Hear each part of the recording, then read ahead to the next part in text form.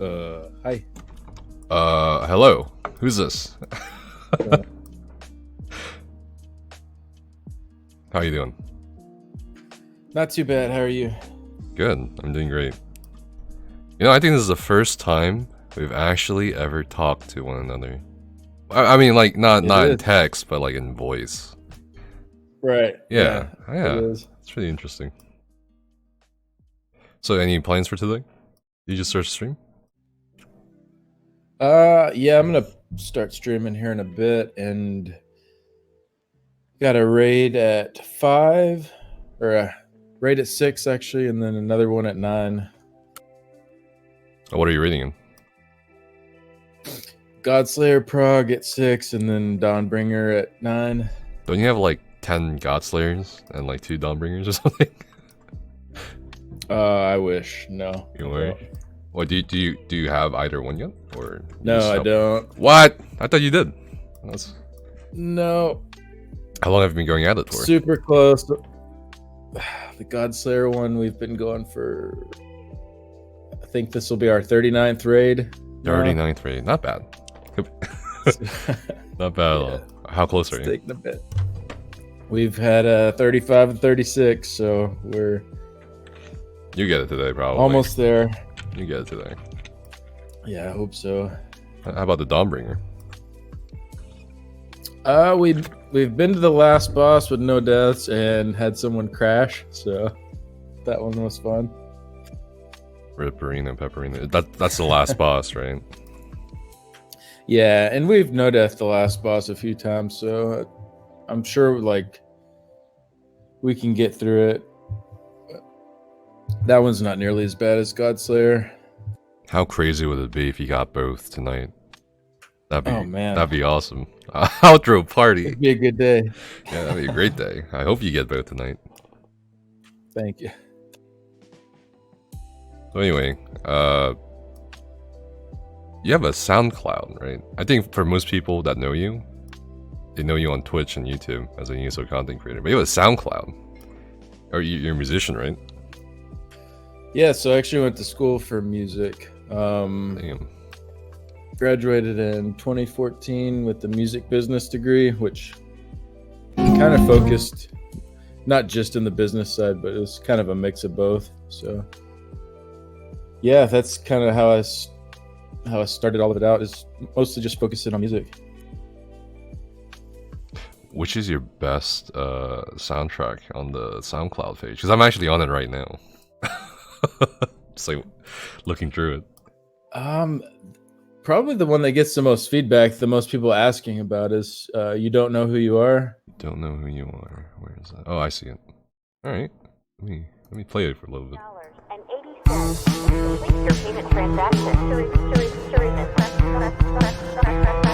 Sounds pretty good. This is alternative rock. Yeah, I do some like alternative rock, and I like to do a little bit of electronic stuff too, so kind of all over the place. So what are your plans for content creation? Are you gonna just keep going in ESO? Yeah, for now at least. I mean, I feel like there's a need for the builds I'm putting out, and I want to keep doing that. So yeah, for sure. What's it like being a content creator now? It's the same. Dude, I know you get pinged a lot in this Discord. And I'm sure you get a lot of PMs. But has anything changed? Not a whole lot really. I mean, it's kind of weird. Like I remember I hit like 2,000 subs on YouTube, and it was just like, I was like, I can't believe I'm at 2,000 subs. It's so crazy. And then it's not even much time passed, and I'm at almost 15,000 now. And it's just like, yeah, but it doesn't feel any different.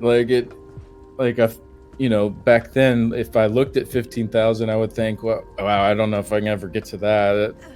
It's going to be crazy if that ever happens. But now, on my end of things, it's still me. I'm still just here doing what I'm doing. Like nothing's really different. Just more pings on Discord, really. Just more pings on Discord, yeah. Oh man, the pings on Discord. I get like so many pings and PMs. I'm always like curious how other content creators deal with it. Do you like reply to everyone? Or do you try to? I mean, I'm sure you try to, but it's a lot. It's a lot.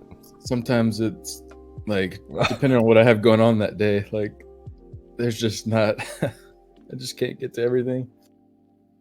But yeah, I do try to. Have you gotten like crazy people yet? not on Discord, but like, well, I guess in Discord too, or on YouTube.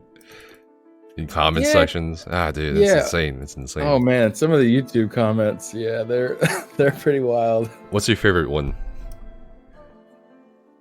Oh man, I don't have one off the top of my head. I'd have to scroll through a few. Dude, I think the most favorite. I think my favorite one recently is this guy saying like Unicorn's never been tank meta or main tank meta. I think you saw that one. So he's like, main tanks have never used Unicorn. It's always Evan.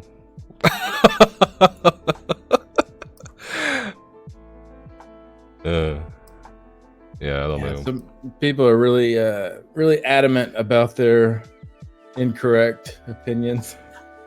What do you think that is? I don't know. It seems like those people that are like the most brash and loud are usually the ones that are wrong more than others. I don't know. It's weird. Maybe they're just trolling. I don't think they're trolling though. That's the thing. That's the scariest part for me. Some of these comments that are like beyond, I don't know, like beyond delusion. I don't know if they're, I don't think they're trolling. I think they're actually serious. I don't know. Maybe they're trolling. I don't know. But yeah, it just seems like there's a lot of Actually, I read a couple forum threads recently. And you know, those forum threads that typically go like, I'm using so and so's build. Like, I'm using Outcast build, but I'm not hitting this number or whatever. And then people come in and they're like, well, you shouldn't be using Outcast build. That's just meta. That's bad. Yeah, oftentimes it's like Outcast or Asian's name is brought up. I think I saw one thread where your name was brought up. And I'm like, why do people not like endgame content creators? I don't know. I think you're a fantastic content creator personally. Like, your video editing's on point. It's spot on. Thank you. I love it. I fucking love it. I would love to emulate it, but I'm really bad at video editing. But I don't know. It's just weird that people hate this idea of meta or endgame. I don't know. It's just weird. I got a good YouTube comment here. If you cannot show red champion points, then this video are crap and fake. Red champion points for what? I don't even remember what video that was on, but was that on like a parse video or DPS build? It was video? On one of the build videos, yeah. What? But what does I always make a note like, okay, the red champion points are always situational and depending on what content you're running, you know? So, yeah. Like, I'm not going to give red points for a parse dummy, you know? I don't know. That parse dummy could hit back one day, judging from how you and the others hit it so much. Oh, man. That's a good comment. That's a good comment. I have to think of another one, too. But anyway, what actually piqued my interest recently on the forums was a post by you, actually. I don't know if I can find it right now, but it was in regards to... What was I complaining about? Well, I don't think it was a complaint. Well, I guess it was a complaint, but it's like legitimate. Like, what was it? It was about the Kind's Aegis skin, right? And the rewards the trials offer. Oh, yeah. I mean, what do you think about the rewards the trials offer these days? You think it's enough? You know, maybe it seems barely. Like it's getting worse and worse. Yeah. I think you brought up the point that we lost skins as a reward from dungeons, but I think they're bringing it back next patch. Not sure. I actually haven't gone to PTS or done the dungeons yet, so I'm not sure if they're adding a skin or something. I think there is a skin, yeah. I haven't done them either, though. I usually wait to do them when they go live.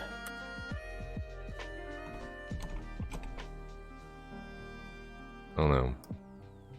Oh, here it is. Yeah, here's the post. Yeah, you compare the skins, the Trial Achievement skin and the Crown Crate skin for Kind's Aegis.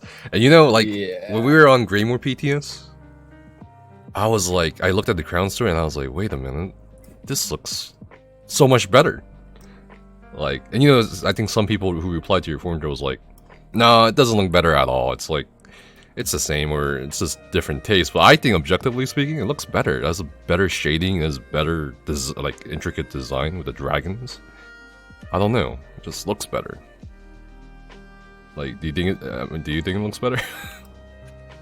To me, it feels like they had their team come up with a few designs for it. Yeah. And they took their favorite and put it in the store, and then they took one of the scraps and put it in the trial. Jesus. I mean, that's obviously speculation, but it's just with how similar they are. Yeah. Do you think they should just stop doing that?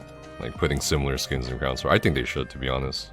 Yeah, I'm okay with, like, you know, unique skins being sold and all that. That's fine, but to be so similar to an achievement skin, it really devalues it, in my opinion. Do you remember that Godslayer mount from the Crown Store? It was exactly the same. Oh, yeah. And then there's such a backlash against it that they were like, okay, we're just gonna change the color scheme of the Crown Store mount to like pure orange red rather than the same color. I don't know why they do it. It's like they don't want people to do trials or anything, or at least like be interested in trials. You know what I mean? And they're always so worried about replayability or the retention rate for content. That's why they keep nerfing these DLC dungeons, so people do them, actually do them and clear them. But it's like when it comes to trials, it doesn't feel like they care, to be honest. What do you think about the difference between the Godslayer mount and the Kind's Aegis trifecta reward? Do you think the reward motivates you, or nah, not really? It's more about the title. It's a bit of both, I guess. I mean,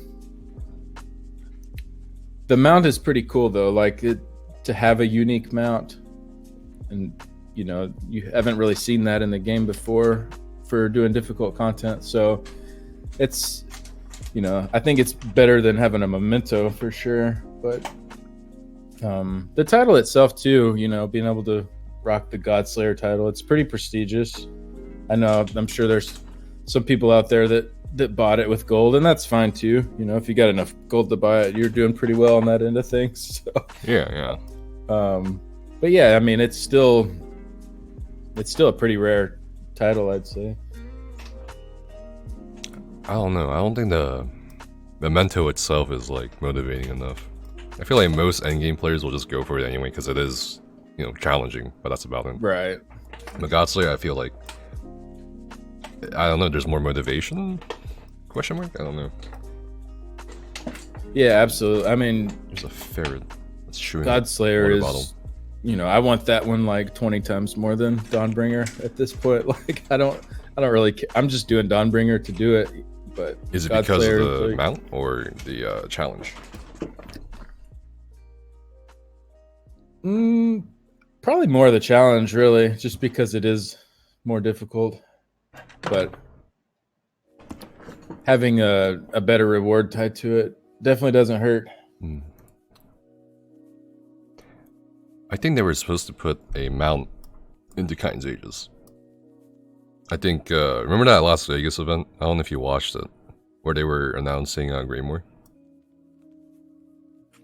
Yeah, I don't remember seeing anything about it though. Well, there was this moment when, what's his name? The guy who got kicked out from the ESOU stream team, Kyle Dempster Studios. Yeah. Right. He was asking a question about like the rewards in Kind's Aegis compared to Sunspire, and then he asked about the mount or some shit. And I think they were like, yeah, there's a mount there. But then I think they just kind of, I think they just kind of were like, okay, well, there's a lot of people saying, oh, well, we want better access to the mount, or like easy access to the mount. And I think they put the mount from the trial into antiquities, which is fine, I guess. But I feel like a memento for a reward is like, I don't know. It's like, I don't know. It's not a slap in the face, but it's like underwhelming. I don't know. That's why I just don't give a shit about it, personally. Yeah, an amount is, I mean, it's practical. You're going to ride it around anyway, but a memento serves no other purpose, just to kind of flex, you know? Like, yeah, there's a subtle way to flex, and there's just flex. Right. Let's see. I think you made a good point here in this post. What is the point in seeking out this skin as an accomplishment when a better version can simply be done? Yeah, I don't know why they keep putting similar skins in the ground store. Doesn't make sense to me, dude. I really hope they stop doing it. It's just it's just so weird. Well, yeah. I remember like a year, I guess it was about a year and a half ago now. Before I had my Cloud Rest or Asylum skins, you know, those were big motivations to me for actually getting in there and clearing the contents. Like, I want those skins, you know. I had my V-Mall skin and that felt good, and yeah, like, now this hard content, I want to get in there and get those skins. So it just, now it's kind of like, well, I don't really care about these new skins anymore. Yeah, I think you say it here. You didn't care that the VCR Harmo skin was ugly and looked like giant purple wrinkles. I wanted to wear it everywhere because I was proud of the achievement. Yeah, that's a valid thing. Do you think putting the skins at vet level in non-hard mode kind of devalues it? Or no, it doesn't really matter. The skin's a skin.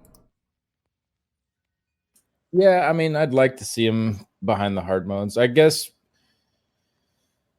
you know, V-Mall, you don't have to do hard mode to get that one. So they're kind of going back to how it was with the other full trials. But there should be something, you know, besides just a title that most people don't care too much about for doing the hard modes. Do you think they should bring like mini trials back? I don't know if you're around when there was like when VAS released, people were like, all right, this is okay, and then VCR released and people were like, we're sick of mini trials, and then we want full trials. Yeah. And then they came out with Sunspire. Do you think they'll ever go, I mean, would you ever want mini trials like Cloud Rest or AS again? I think a lot of people were like, I hate mini trials, and then they were like, okay, we won't make any more mini trials.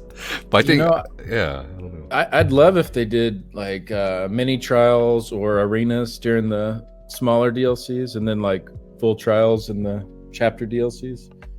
What kind of arenas? I mean, I like BRP. I like the concept of Maelstrom. I'm kind of over Maelstrom, but you know, stuff like that I think it's cool to add to the game. Yeah, like Odakan saying in chat, two-man arenas, something like that would be really cool if they added a 2-person arena in. Yeah, that'd be cool too. But people keep wanting a solo arena. I don't understand.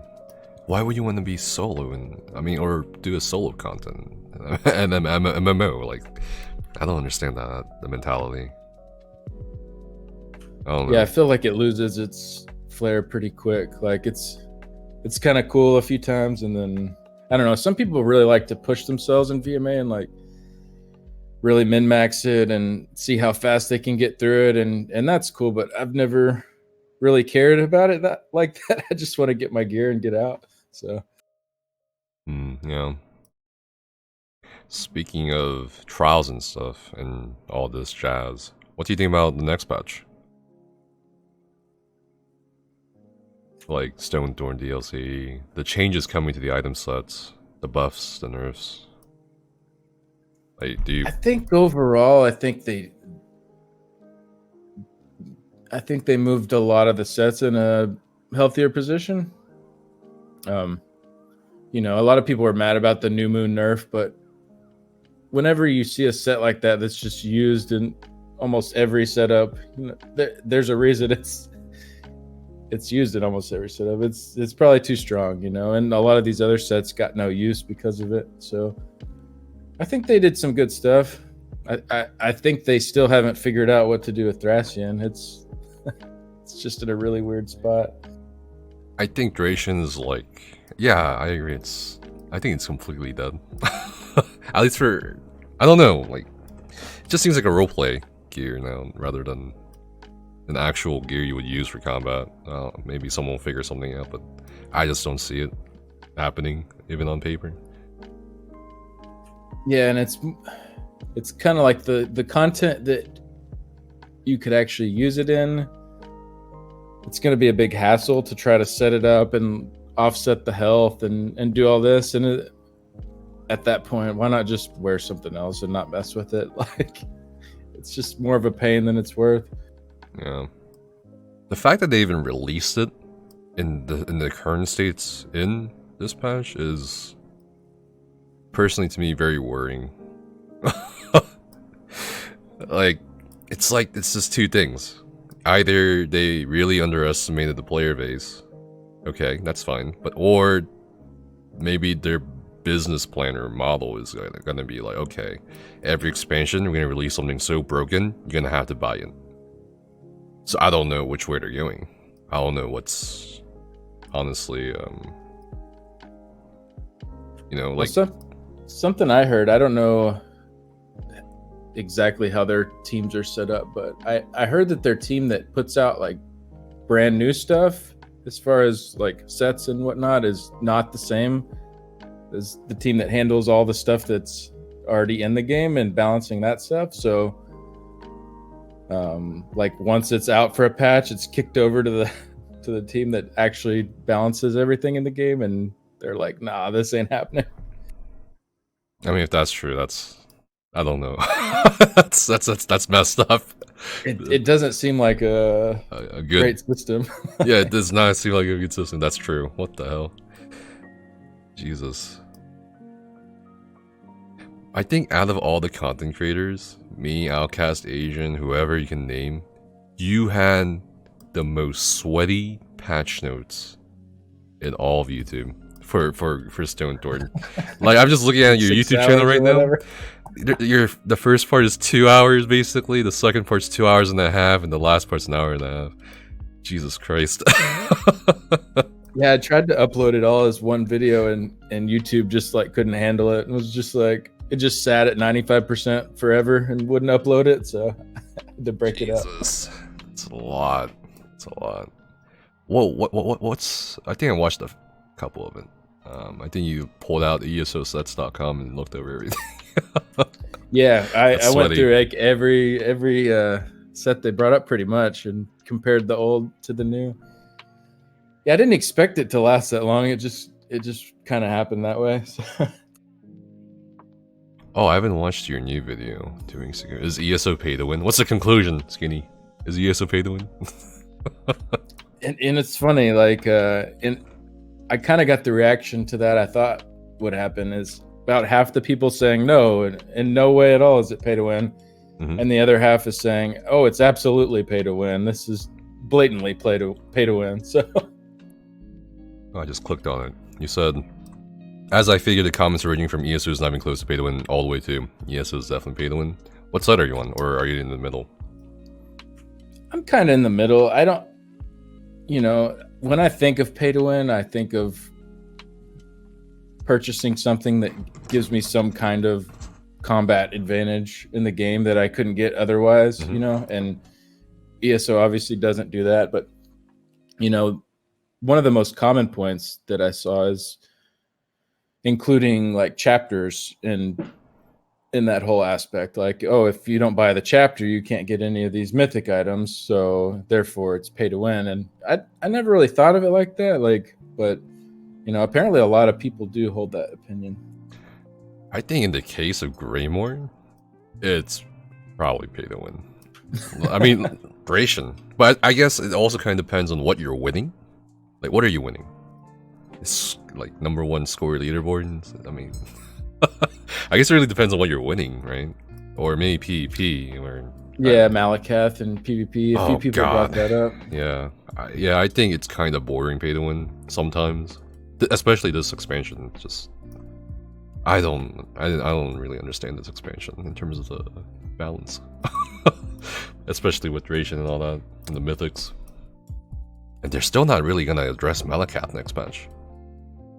It's still going fine. It's still going the current state as it is next patch, which is really weird to me. Like they're certainly aware of it. Like Calurion, like they reverted the change to Calurion. Now it has to crit to proc, but nothing else got changed in regards to Malakath. You can still run a bunch of proc sets. You can still run bleed sets, whatever, or bleed setups, but it still isn't really being addressed, which is weird to me. I don't know. Yeah, it's so crazy how strong it is in PvP, and then it's absolutely worthless in PvE. It's just such a big divide there. Dude, when I made a video on it saying it's like kind of OP, some people were like, "Nah, I tested on the dummy. It's not OP." And I'm like, "What?" Okay. These people, dude. Oh, yeah, next patch. Are you gonna be raiding it? Are you gonna still be raiding next patch? Yeah, I normally do 4 nights a week, so 4 nights a week. I should be keeping that up. Yeah, I can't do any more than that. That's I found that to be kind of my limit. My limit. If I do more, I start getting burnt out. I'll also be raiding 4 nights a week. Starting next patch. It'll be interesting. Seems like a good spot for me. Like, and then I can, if I do feel like raiding more, I can fill for a group or something. But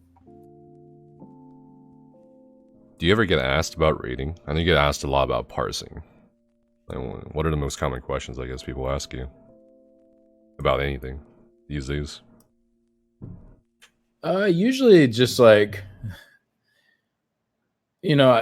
I like the specific questions I get when someone's like, "Hey, this is my build. This is what I'm doing.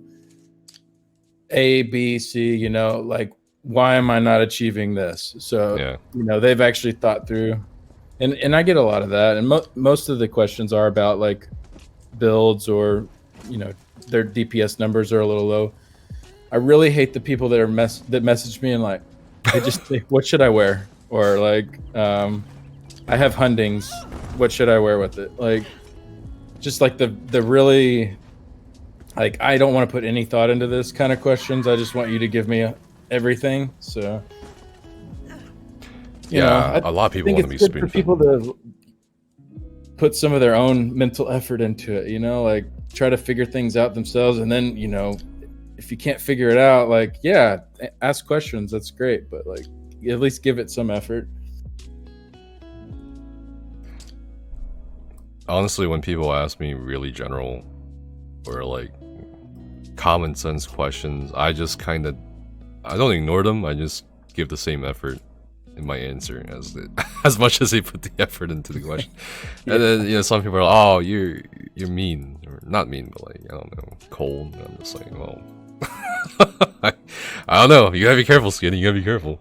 People will think you're an asshole, I guess, if you don't spoon feed them. No, and yeah, it's sometimes I feel like an asshole when I am a little short with people, and I feel bad about it. I mean, I don't know, dude. It's a shit.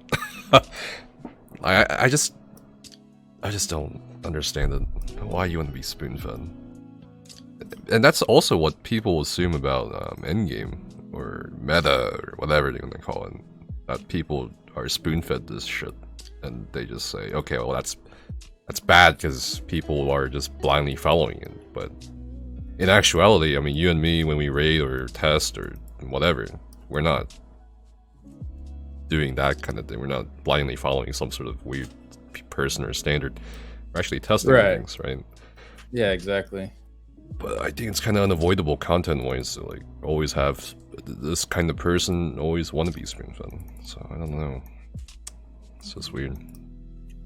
Yeah, like a recent question I got.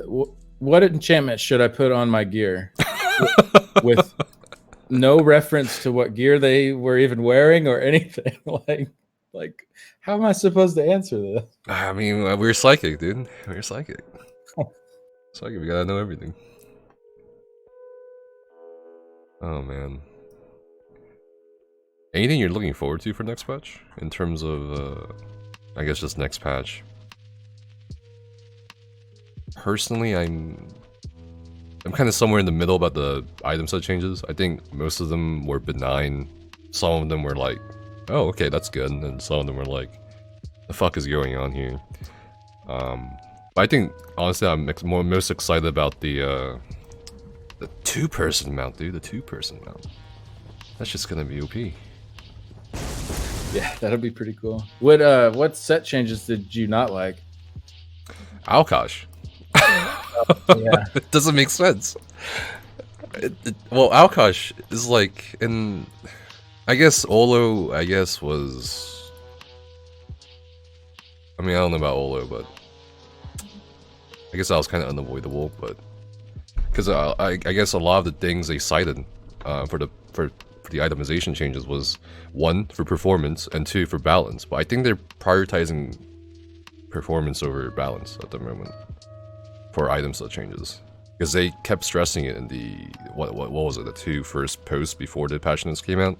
They were saying, oh, Ashen Grip or whatever set, it's gotta calculate this, then it's gotta calculate once it hits you, then it's gotta calculate again after it hits you, and then it's gotta calculate while it hits you. Like, I think they're definitely, for a lot of these sets, they're changing up a lot of it, especially with the proc chances, right? A lot of the item set changes are getting proc chances removed, like MA, like a bunch of other proc sets. There's no more proc chances. It's all guaranteed. Most of it is guaranteed now. So definitely, I think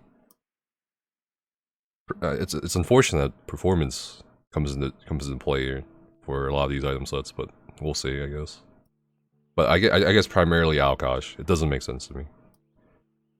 Like, they wanted to make it an option for damage dealers, but they kind of fucked themselves because it's a proc set. Yeah, it doesn't scale with your weapon damage. Yeah, it doesn't make sense. So it just solidifies as a tank set for everything. I mean, 4-man and 12-man. Now I have to run Alkosh in 4-man. Not have to, but like, it's just so hard to ignore now. It's just free fucking armor pen. I don't know. What do you think is gonna be that sweet spot that most people build around now for Alkosh? Next patch, probably at least 4.5k to 5.5k. Yeah, and you can easily get that with blue CP. You don't have to do anything special with Malacath or Lover's Stone. You don't have to do anything really special. Because if you go too much, you overpen anyway. In most instances, you don't need that much pen. Maybe for trash fights. I'll be interested to see how it works in trash fights. I don't know. Definitely have to hit up like VSO or VMA or something for that to see how it's like. Yeah, we've been talking in my stream a bit about it. How for tanks that are really experienced and have really good uptimes with it, it's it's a nice big buff. But then for groups that don't get very good uptimes with it, if you start trying to build for like 5k pin and it's down half the time, you're going to be way underpinning. So it's pretty volatile. And I think kind of widened the skill gap, which is something that they always seem obsessed about. Remember the light attack and heavy attack changes? Like, yeah, that sort of shit. It's like they're worried about it, but they always do some weird shit that always widens the gap in a way. I don't know. I don't get it. But dude, tanking next patch, it's gonna be weird, especially in the mag comp. Speaking of mag, I think chat earlier requested for us to talk about something specific. Stam versus mag. I have no idea what they meant, but I guess they want us to talk about Stam versus mag and where they're at. What do you think about the current balance between Stam and mag, particularly for PvE? Yeah, the current balance is awful with Thracian. Well, There's yeah. like no reason to run Stam. But for Stonethorn, it seems to be a lot better. I know there's some. I've already seen some groups that are gonna give Stam a shot when the patch drops. I think for like pure single target damage, Stam should be really competitive with Mag, if not maybe even slightly better with all the extra pin they get. So I don't know. I think it's in a better spot. I still think most people are probably going to run Mag comps just because it Safer. seems a bit easier. Yeah. I'll go for score pushing. Who do you think is going to win out, Stam or Mag? I think right now it's like 50-50. Kind of. Yeah, maybe depending on the content, which I guess is a good spot to be in. Yeah, like for VCR, VASR mode. Well, I guess for VCR, specifically VCR, Stam is bad. Yeah. You can do VASR mode with Stam, but VCR is not worth it. I mean, Holder back then tried it and they said it wasn't worth it. So, probably still not worth it there, even if the Stam is better than Mag. I actually made, so I have a new raid team next patch, and I actually made a rough, like, composition roster for next patch. Here. I guess give me your thoughts on it. So for mag comps, sure. Main tank, off tank, healer. Okay, so the supports will be interchangeable in terms of class, like 1 Warden, 1 Sork, 1 DK, 1 Templar for a mag comp. Healer, 1 will wear Olo, SPC, or Hollow, or Olo, or SPC and Hollow, or something like that. The other healer will wear Zen MK, and then we have 3 macros, obviously, with 3 Master Architects and 1 person with Elemental Catalyst, and 5 Mag Blades. Yeah, no, that sounds about right so far. Yeah. Dude, the Nightblade buffs, what the fuck's going on there?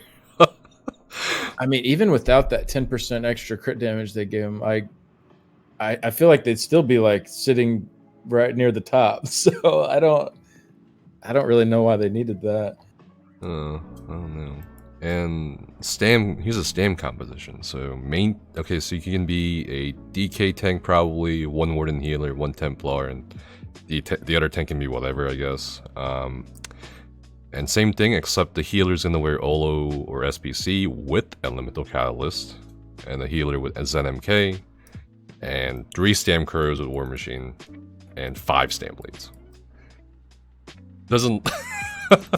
So like the same thing. Yeah, it's the same. I mean, it's the same theme kind of every patch. You always want to put the least damage on the supports in terms of class passives and stuff. I don't know. It's so weird. What do you think about Powerful Assault? Are you gonna try to squeeze that in? We have to. I mean, we have to run Powerful Assault. It's more than Olo or Major. It's more than Major Courage. I think it's a PA is a must next patch for sword pushing groups or groups trying to optimize. Probably for mag comps and stim comps, you put it on the off tank or something. Speaking of support sets, I think Morok Tong is also unavoidable next patch if you're gonna run a stam comp. Because what was it? Nightblades do disease damage with stam crews, so Nightblades have incap. What's that one? There was like 2 more skills that Killer's Blade is disease damage. And their bow proc too. Yeah, the bow proc is disease damage, so it's like unavoidable. You run PA and Morok for sure for a stam comp. PA, I don't understand the PA part either. Kind of, it seems they overbuffed it. But okay, whatever. Yeah, I'm all for buffs, but like when you have like DKs and wardens just hanging out, like looking up, like what about us, guys? You know? Oh my god. I actually wanted to ask you, you've done Stam DK before, and I used to be a Stam DK main a long time ago. What do you think about Stone Giant? Like, I'm curious what your thoughts are on that skill is. I gotta go. I'll talk to you later. Oh. No, it's... Okay, bye. It is probably my least favorite skill in the game. As a DPS, right? Yeah, it's so clunky. Like, yeah. Why did they have to make it so clunky? Like, why a cast time on the initial cast? Like, well, why do they have this weird like cast that deals damage but summons the balls and then you throw the like? Just the whole premise of it is just so strange to me. so initially there was no cast delay. It was just like, okay, just throw. Yeah, it felt a lot better then. But the reason why they, probably did the cast delay and all that was to make it harder for DK tanks to not run it. Because no one's going to bring a Stam DK DPS if you already have a DK tank that can run it. Right? we But had one of our tanks. He didn't read the patch notes when that came out, and he kept dying from it. And he couldn't figure out why he was dropping block. So yeah. But now with the help of add-ons and even with some practice, you can run the high uptime on stagger on a tank. Oh yeah. So they failed. So I don't know. I think they should completely rework the skill again. I mean, it makes sense. Yeah, offer Stam DK something, but you're always gonna see groups just put it on the supports if they can run it. What do you think the skill should look like, in your opinion? Should it have stagger and not? I don't know. Like, it's kind of hard to not have tanks running. I mean, they could make it like kind of the equivalent of engulfing. Go that route with it to where you do have to stack weapon damage and and stamina for it. The problem with that is DK tanks also run engulfing because when I was reading off the it would split it though, because then they couldn't really stack both. So you can stack both. They couldn't get the weapon damage and spell damage. Well, true. So they would be kind of split. Like, okay, I can either stack for engulfing or for Stonefist. So that's an interesting idea.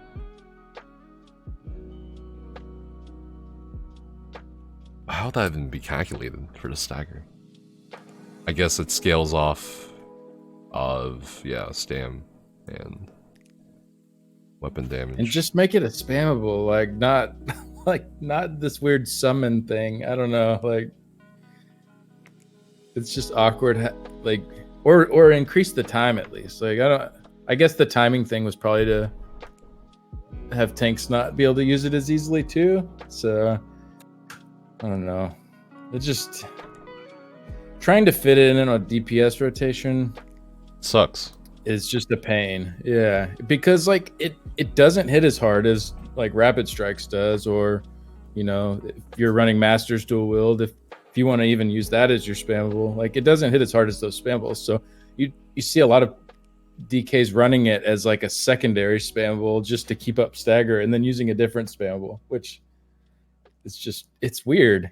Just make it a good weird spammable that you want to use as a DPS. I tried Stam DK and Mag DK in VMA recently, and I just didn't even look at Stone Giant as an option there. And the Stam DK was so bad compared to Mag DK. I'm not even using durations on the Mag DK. It was just so bad. Like, I think Stam Warden, like you said earlier, Stam Warden and Stam DK are probably like the shittiest classes right now in PvE. Maybe. Yeah, well, and at least Stam DK, I guess you can kind of justify bringing them if, you can run stagger and, free up your tank to do something else. But, like, where's the Stam Warden justification at all? Like, they have nothing.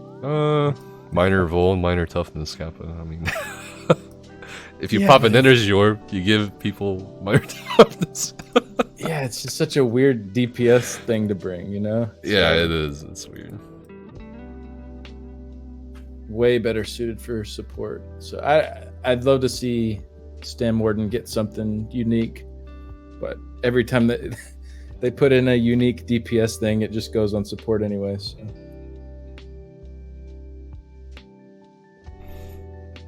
So.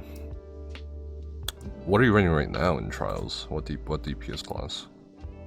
I'm on DK right now, so it's actually Mag DK. So my first character I ever made was Stam DK, and got my first VMall clear on my heavy attack Stam DK way back in the day when that was the meta with Sunderflame and all that. Oh, and then I guess 2 patches ago whenever the Asylum staff started being used, I guess that was 3 patches ago now. I swapped my Stam DK over to Mag DK and started using him like that. Oh, speaking of Mag DK, rip Mag DK next patch. Yeah, it feels so bad. Feels so bad. Like I've been practicing on Mag DK for almost a year now, and my like second parse on Magblade on the PTS was about like 4K higher than I could get on Mag DK. Jesus Christ, what the fuck? 4K higher? Was it purely because of sustain issues? Yeah, that's a big part of it. Like you have to change up a lot to actually even get through a parse on Mag DK. Like spell sim. Yeah, either spell sim or swap over to blockade instead of unstable, or like swap to flame lash instead of molten whip. Like you got to change something up. You can't just keep it your full damage spec. It's kind of sad. Yeah, it is sad. It's like no one's gonna play next patch. Yeah. And that's also because of the blood for blood, obviously. It's helping Mag Plars and Mag DKs right now, right? So, what do you think about blood for blood? Like, they're also kind of doing weird changes to it, just like with rations. Yeah, I mean, I think it's dumb that every class is using the same spammable, but at the same time, it made every class viable, which is good. So, yeah, I mean, the change they made to it is overkill, but that's kind of usually what they do, I guess. So, not surprised, really. What do you think they should do with it? Just keep it the way it is right now? I think they should, to be honest, but... So one interesting idea I heard is have it cost health and magicka and make it like kind of an expensive spammable. So it can be like the most powerful spammable, but it, you know, it's not free essentially. So like you have to actually build into it. You know, I don't know how that would work. Obviously, DKs would still run into issues with it if that was the case. But I mean, right now it's the strongest spammable and it's essentially free. So it's hard to find a good spot for something like that without just completely killing it. Well, lowering the base damage of it to something comparable to Ellie weapon, maybe. Yeah, even then though, if it's free, like right. Well, free in what sense? Like, if you're in a bad group, you're gonna die. Yeah, that's true. No, that's true. And I've definitely put myself in some bad spots. Like if I was like slightly out of group using it and not in the heals, and all of a sudden I'm almost dead. I'm like, oh crap, what am I doing? So, but 95% of the time, if not higher, I don't even notice I'm using it because there's always heals going. Right. It's a tough one to balance. Speaking of good groups, bad groups, like I feel like some of the changes we've been discussing so far are balanced around the good groups. For sure, like Duration. Yeah. Blood for blood. I don't know about you, but I feel like some changes they should balance around us, but some changes they should kind of think about the rest of the game. In a way, I don't know. What do you think about how they balance the game? Or if you think they even balance the game around what we do? Outside of those two examples. Yeah, that's tough. I mean, I feel like in some ways you do need to balance it around the very top end, and what's going on there, because that kind of trickles down into everything else. It's I don't know. There's a lot of people they're trying to please, though. You know, some people are never going to do anything more than questing, and so a lot of these changes mean absolutely nothing. Right.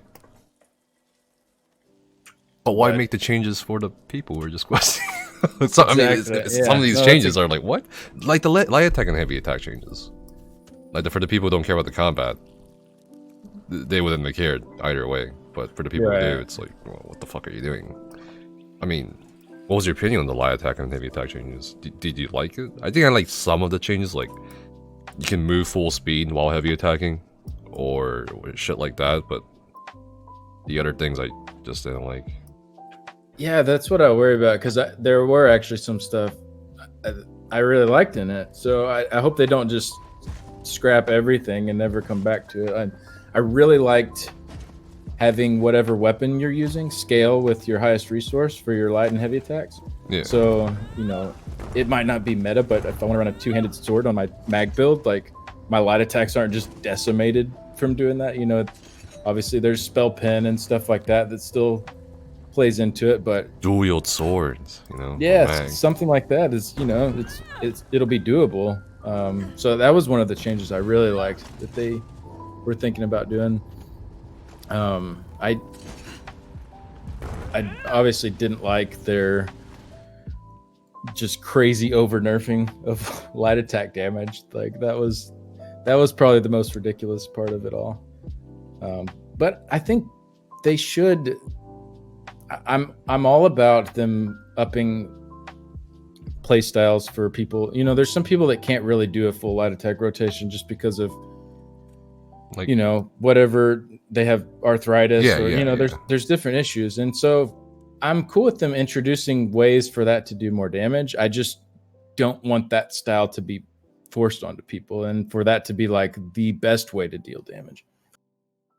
Yeah, you made a good point about the people with arthritis, because there was a lot of people who said, oh, this looks good because I can't do it, because they physically can't do it. But yeah, I agree with you there, and like the light attacks were weird.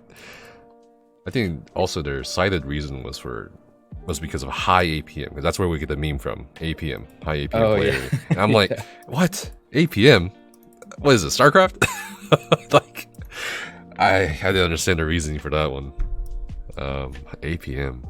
I mean, it doesn't necessarily mean you're a better player because you have high APM. I could do like a bunch of things, but I would kind of be limited in a way. I guess it depends on what you play, but I don't know. Higher APM, I don't understand that. I don't know.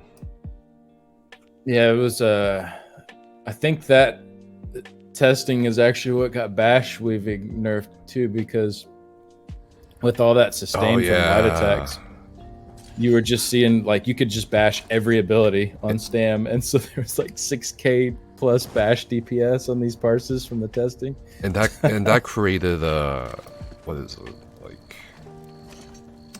a skill gap too, right? Because you have to bash weave to get more DPS. Do you miss bash weaving? I'm curious. Not really. Yeah, I didn't like it, to be honest. Yeah, I mean, I didn't hate it, but at the same time, it was just kind of clunky sometimes, and sometimes I felt like it wouldn't register right and kind of lock up your rotation, and so it's a little smoother just not doing it, it seems like. Yeah, I don't miss that at all, frankly. Like 2 or 3k, sure, I'll do it, but I didn't really enjoy it. I miss the concept of it, like the mini game aspect. Like I have my stamina pool here that I'm also micromanaging at the same time, and can't get it too low. So I liked that extra little aspect it threw in, but the fact that we're using an interrupt ability is like a just within our DPS rotation just didn't make a lot of sense.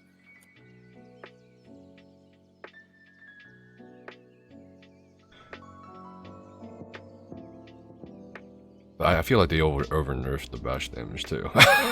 It's like, it just feels like they always over nerf, dude. I don't understand. Or over buff, over nerf. There's no middle ground. Yeah. God damn. Just keep thinking about it.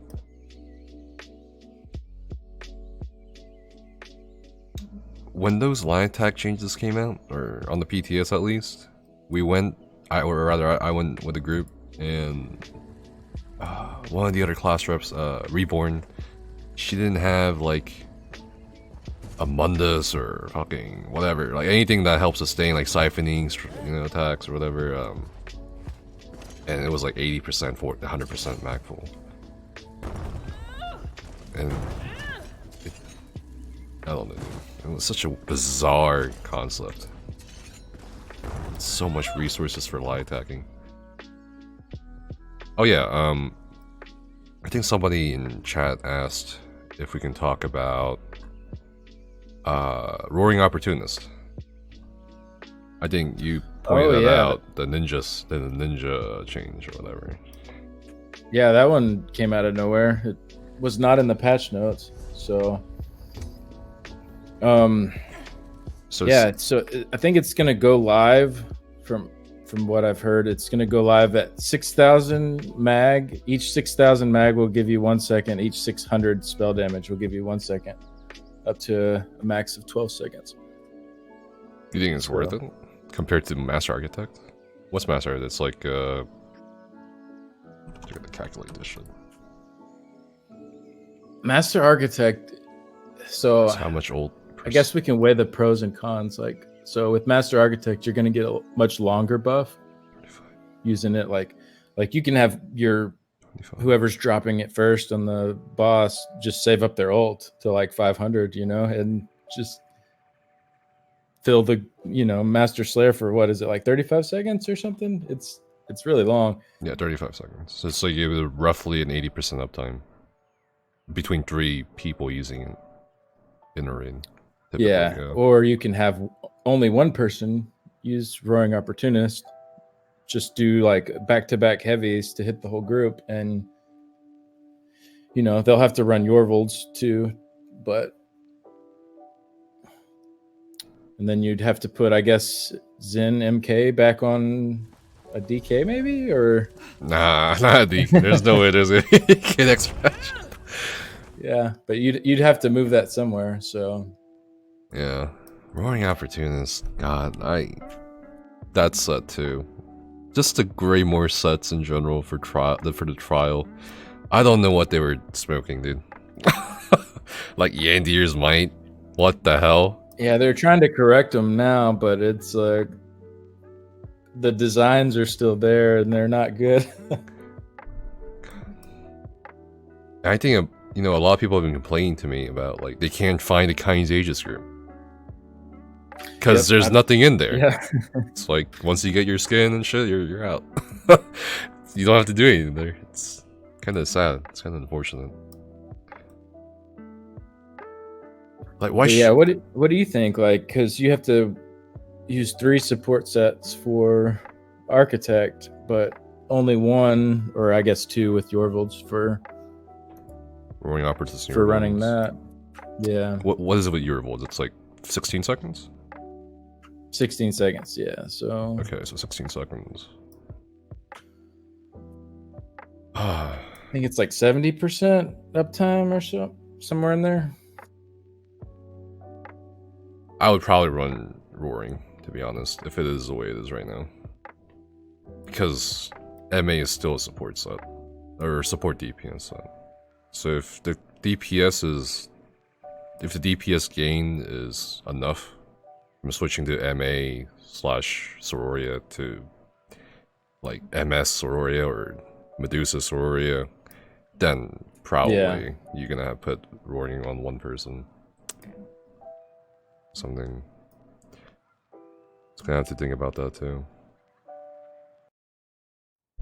I feel like composition just got like much more complicated, especially for Stam.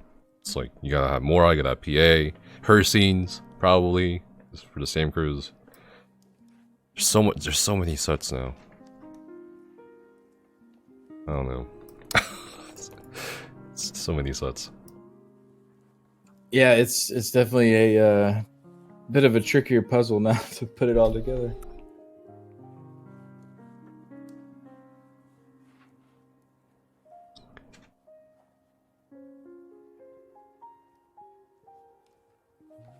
We were talking about something earlier, I forget. Oh my god, I just lost my train of thought. Oh yeah, the light attack and heavy attack changes. A lot of people think Well, they axed it obviously, but a lot of people think they're gonna come back with it. Do you think it's gonna come back? I don't know.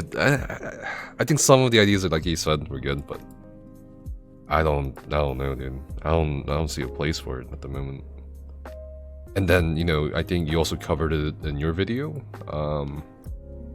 What is it? Well, I guess you haven't covered it yet. It's in the last week's or this past week's patch notes. They mentioned crit. Did you hear about that? The crit changes? Oh yeah. Or what are implications of a crit change? Like, oh yeah, we're gonna address. Oh, let me see if Asian has it or whatever. Or actually, I just look at the forums real quick. Because a lot of people are freaking about this mention version 6.1.4. Where is it? Here we go. So it was in regards to Elemental Catalyst. I don't know why they said, you know, we're just gonna let the set balance itself out. Where did it say that? Our original intention was to let this set naturally balance itself. How does that even happen? Once we do a larger pass on critical source... Okay, this is it. Once we do a larger pass on critical strike sourcing in the game. I think this is what a lot of people are freaking out about. Like, they also say you can easily obtain a large amount from passive sources of crit, a large amount of crit from passive sources, rather than active or choice-based sources, such as choosing Precise over Nirnhund, resulting in this set being incredibly powerful across all levels. And then they said, okay, we might look at crit. What do you think they're gonna do, though? Like, what? I mean, besides CP, there isn't really much besides item sets and CP. Like, I don't know what you're gonna tackle in this case. You know? So, well, I don't know how much I can say. So I have talked to someone about this over at ZOS, and I think their plan is to reduce. So I think they base all of their all of the power that they put into like crit and spell damage and stuff off of their 2 to 4 piece item sets. Like that's kind of their standard, like this amount, and then we try to balance everything else off those. So I think what they're doing is their idea is to lower that to 3% instead of 3.8% on those bonuses, and then kind of balance everything around that. Like, so it's not a huge nerf if you have some crit, but then if you're like stacking crit like all through your build, eventually it's going to add up and you're going to have a lot lower percentage. That's what it seems like. I don't know. I get little bits and pieces from like prying into conversations here and there, but that's what I heard that they're trying to do. So I don't, who knows if they go through with that at all, but which wouldn't completely kill crit chance, but it would definitely bring it down a bit. I mean, what else are we gonna run though? Right. I mean, crit damage is so high too, so. Yeah, because they also buffed Divine Strays, they buffed Shadow indirectly. Didn't they buff Precise, Nirnhund, and Infused? Or am I thinking this wrong? Oh, Nirnhund, I don't. Well, Nirnhund on the armor they buffed, I think. Right. No, they nerfed it on the armor. That's right. Why did they nerf it on the armor? What the fuck? Let me look it up. Oh, here it is. Decrease the armor granted to 250 down from 301. Who's using Nirnhund? Nirnhund armor. I don't get that at all, but I mean, we already have reinforced for armor. They should probably just make Nirnhund do something different for armor. Yeah. It used to be good, but just kind of got phased out. I remember the days when we had Nirnhund stabs for damage. That shit was interesting. Yeah, it's interesting though. They said they were like just gonna let it work itself out though. I just don't get that. How do you let it work itself out? It's kind of the same thing people thought they were doing with the Kind's Aegis sets too. Like, oh, these are all based around heavies, so they're probably just letting them work themselves out until the heavy changes come in. But those changes aren't here yet, so why leave stuff in current patches that, you know, if it doesn't make sense because of a future patch you're gonna do? I don't know. Time, workload, laziness. Yeah. I don't know. Yeah, take your pick, I guess. No, that makes sense. I mean, I don't think they have a lot of time. A lot of people working on like the balancing stuff, so yeah. We'll go back and adjust this set if need be. Let me look at this. God, I don't even know what they were thinking, to be honest, with this set either. Wasn't it like 18%? Now it's 9%? I mean, wow. Yeah, when it was at 18, it was like one of the best DPS sets just for solo DPS, just to run on yourself. Like, that's and it hilarious. buffs everyone. Yeah, it made no sense. God.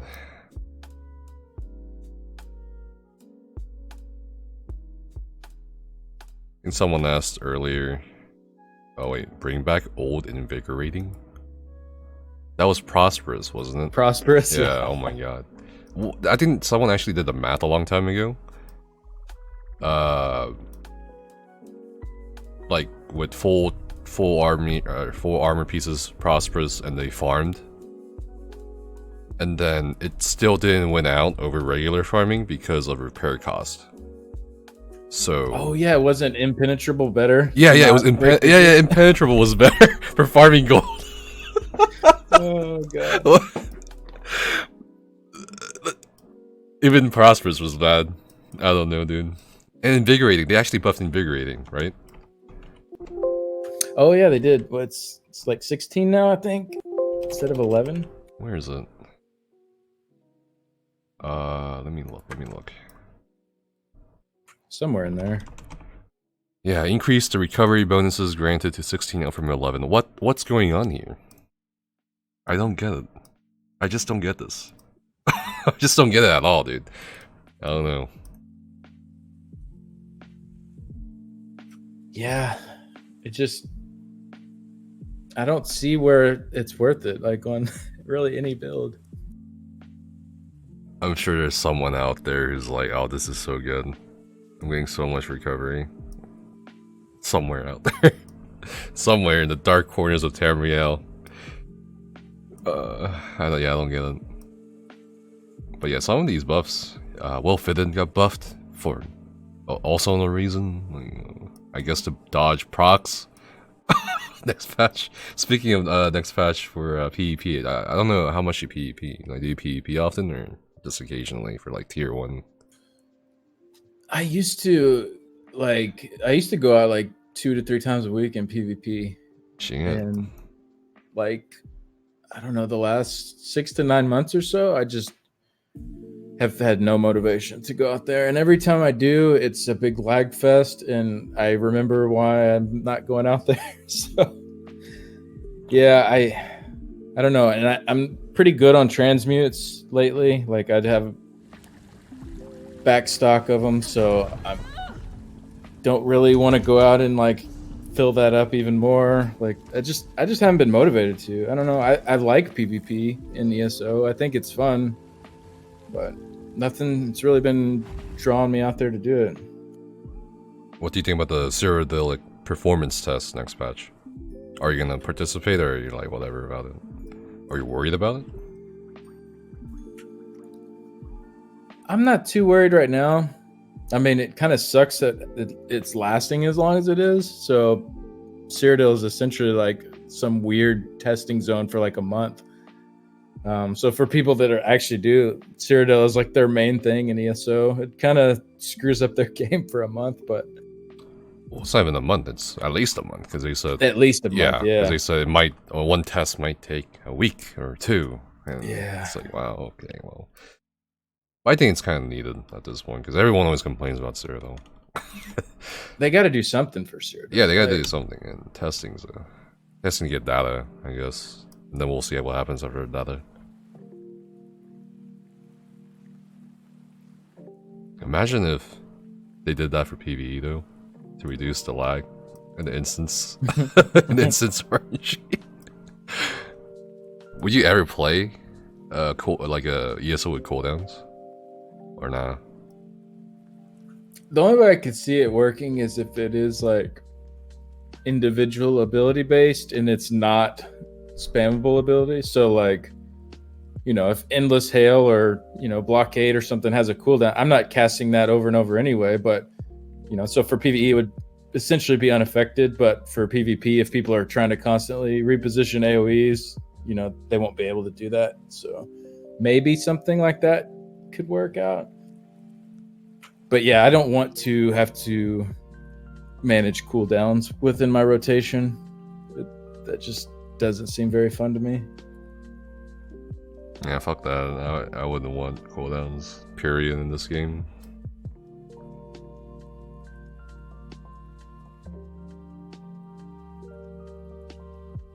What are you gonna do next patch? Magblade or Macro? Or Stamcrow, Stamblade? Probably Magblade. I've been practicing a lot, getting my rotation down for Magblade, so I think that's what I'm gonna go with. What numbers are you getting right now on the dummy? 90 some K? Yeah, like right at 93. 93.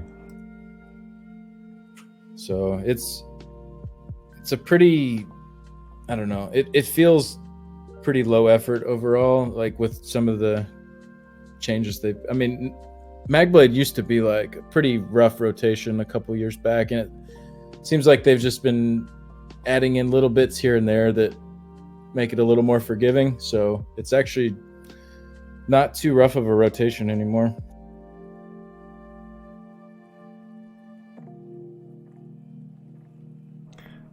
Are you gonna try out Stam maybe next patch?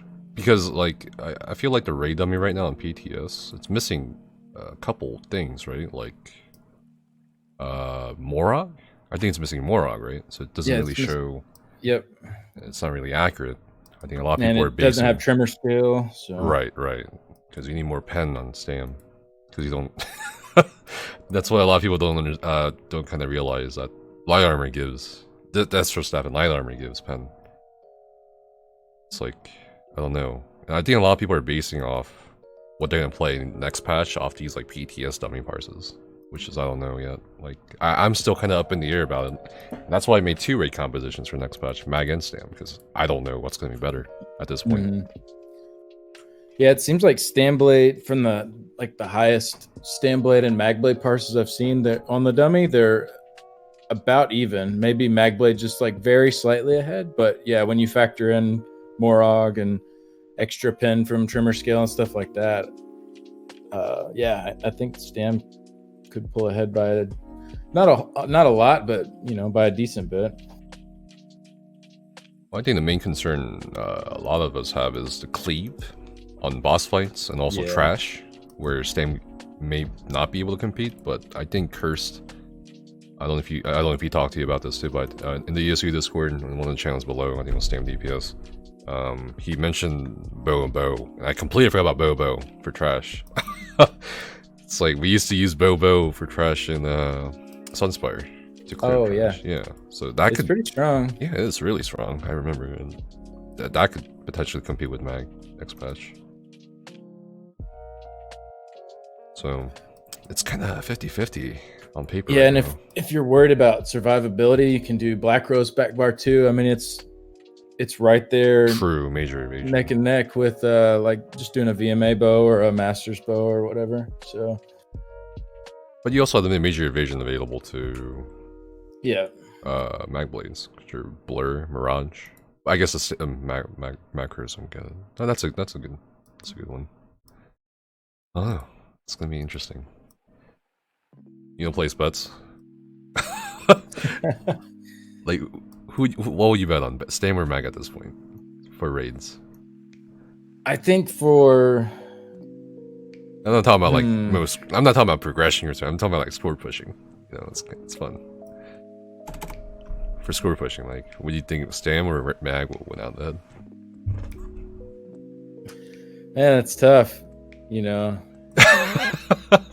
it's. I mean, yeah, it's tough. It's gonna be close. I think Stam is gonna pull ahead on stuff like VMall and Sunspire, maybe. Like, just I don't know. It's gonna be really close.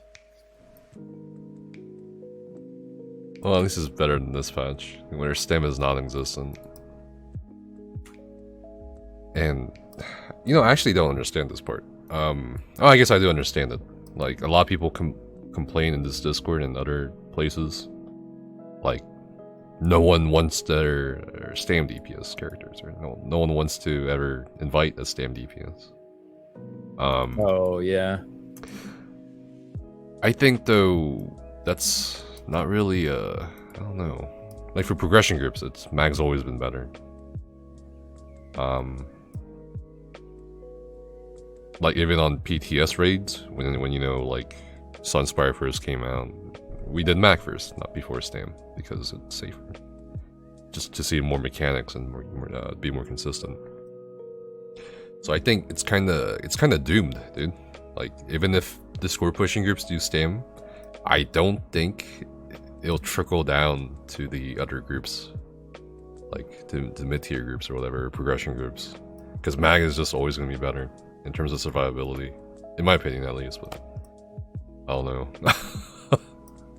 And yeah, and Mag, you can still you can deal so much of your full damage potential while you're on the move and like maneuvering around, and Stam, you know, you can get in positions where you can't really do much but like shoot out a bow light attack from distance if you Yeah, know. yeah. So yeah, it's definitely situational. Like Stam needs to be like up in their face the whole time to get the full damage.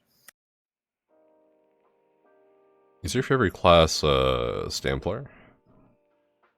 I think a lot of people are curious about that. I still say DK is my favorite. DK is still your favorite, even though Stone Giant is fucking garbage. Yeah. What? It's just, it was my first character, and I don't. Yeah. Like, it'll always be my favorite. I love Stamplar for like running dungeons and stuff. It just like it's so brain dead. All that, just run in and just jab everything to death. I don't know. There's something fun about that, I guess. 2 months ago, you made a guide on werewolves in PvE. Have you been liking that, or you haven't really been running werewolf? No, I haven't really messed with it on live. I pretty much just put it together on the PTS and left it at that. So, would you ever do it in trials? Nah. Wow, why not? Yeah. I mean, you can have Werewolf all werewolf really has raid. no cleave damage. Yeah, it does. It's got the leap and the leap and the claws. Yeah. Their single target damage is actually not that bad, but yeah, that they're only hitting that pretty much. That leap doesn't do too much. Yeah. I think werewolves, like, it's all right though. Like it's in a spot where people can do it if they want and have fun with it, but it's, you know, I would hate to see a meta where people were forced into all playing werewolves. Wow, it's so easy. It's just light attacks for the most part. You just gotta spam that shit, and maybe occasional pounds and whatever, and providing the synergy. That's about it. I mean, that'd be hilarious if it was werewolf meta. Yeah, I might sit that one out. I don't know. What? It sounds fun to me. I mean, we got a werewolf tank. We can werewolf tank now with the Tormentor set. Yeah, I've done some werewolf like trial runs, like a long time ago. We did a VHOF hard mode run with all werewolves. I mean, it's fun, but I wouldn't want like to dedicate a whole patch to doing that because it's the best. I would do it. It sounds fun as fuck. Everyone just goes werewolf. If you die, you're fucked because you gotta be in human form. Probably after you res or some shit. Oh god. Werewolves come a long way. I think honestly, Greymore was more about werewolves than vampires, which is funny, which is hilarious to me. Like werewolves got so many buffs. You know, if you watch some YouTube videos or like play with certain players that really know how to play a werewolf in PvP, it's disgusting. It's disgusting. For PvE, even, like, it got buffed. For DPS and tank, I mean, First time ever in this game you can tank as a werewolf, legit. So I don't think Greenworld was about vampire. I think it was actually about the werewolves. What did vampires even get, to be honest? Blood for blood, an ulti. That's pretty much it. Yeah, I think it's really. I think what they did with Werewolf was really smart. They essentially saw that Werewolf only gets 1 bar, so Right. how can we take these abilities and give them multiple functions at the same time to kind of make it feel like there's 2 bars, even though there's only 1? So I think they did a really good job with Werewolf. I'll give them credit there. How about vampire? What do you feel about vampire? Vampire. You're like, It's so like it sucks. their whole thing with vampire was they didn't want people to just use it for the Passive. recovery passive. Yeah. They wanted it to feel more like, you know, an experience, like you're becoming a vampire and, you know, you want to use these vampire abilities. But everyone just slots blood for blood, and that's the only thing they use from vampire now. So. Yeah, it's hilarious. It's so hilarious when they try to make it one way, and then it's the same way. Yeah, so there's no passives now. Like I was noticing that when I was filling out my passives, like unless you're stage 2 or higher, you don't have any passives to pick in vampire now. So Yeah, dude. I guess the biting one. You get increased flame damage taken and increased cost increase. So there's a passive right there. I don't know. And that I don't know. Like people ask me about that for tanking. I'm like, I mean, you know, I actually I don't think I told anyone this. Well, I did. Well, no, not really. I didn't really say it out loud. But I can tell you this. You know, I was planning to make a tank build for every class for Greenworld. I made one even for Werewolf, and I was like, you know what, guys, I'm gonna make one for Vampire. And I tried and tried and tried, and crafted the wildest shit you can name, like some of the vampire sets in the game, and I couldn't do it, and that's why I never released the vampire tank build, because you can't do it. It's not practical. It's not practical. It's kind of bad. I think what? I was gonna say, you're just hurting yourself, and there's no benefit. Is that? Yeah, why? there's absolutely nothing to it. The only time I would maybe go vampire as a tank is for literally just one skill.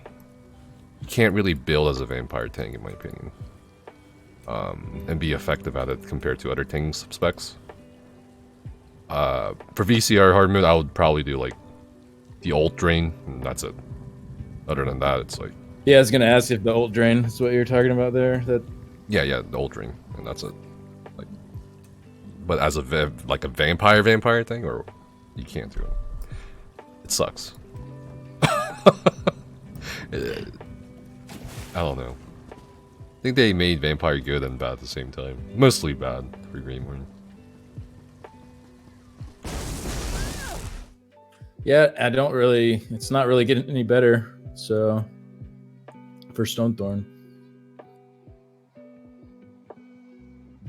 the ultimate is just weird because it's really strong, but like what is it, like 3 seconds or something you're transforming for, like something really long, so you just can't really use it in combat.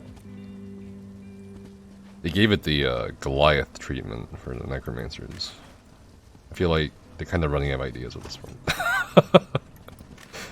So, speaking of class, you know, a lot of people, I don't know if people ask you this, but a lot of people ask me, what would you want the next class to be in ESO? What do you think would be a good next class in ESO, if there is a next class? Huh. Yeah, I mean, I guess they've been doing like what, every other year, so we would be due for one if they did do another. I haven't really thought about it.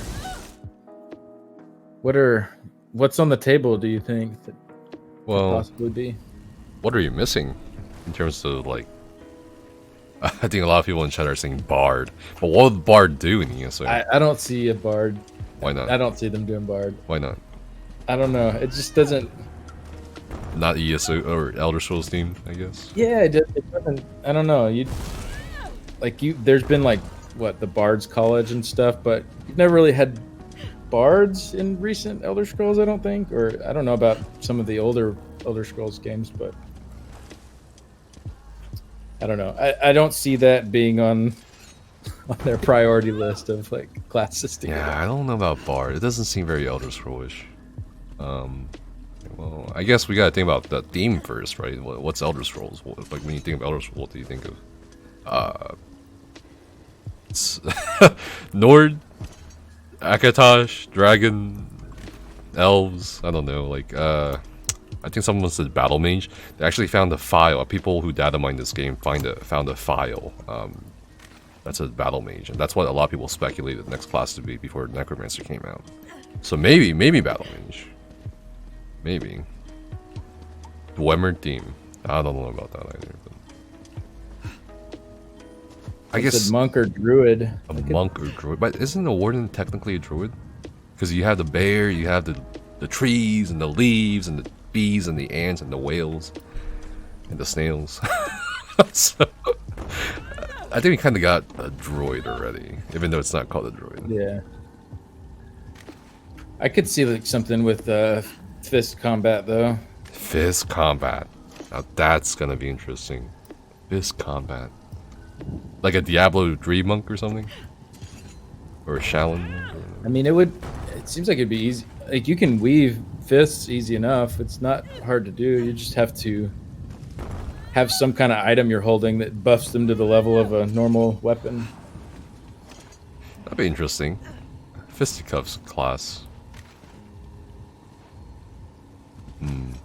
So basically, would it be a support or a damage dealing class? Actually, on that note, what do you think about the fact that they really try to make every class viable? I won't say optimal, but viable for every role. Do you like that? Yeah, I really like that. Like that? I think it's one of the things that kind of separates ESO from a lot of other MMOs. Is you're not pigeonholed into doing a certain role.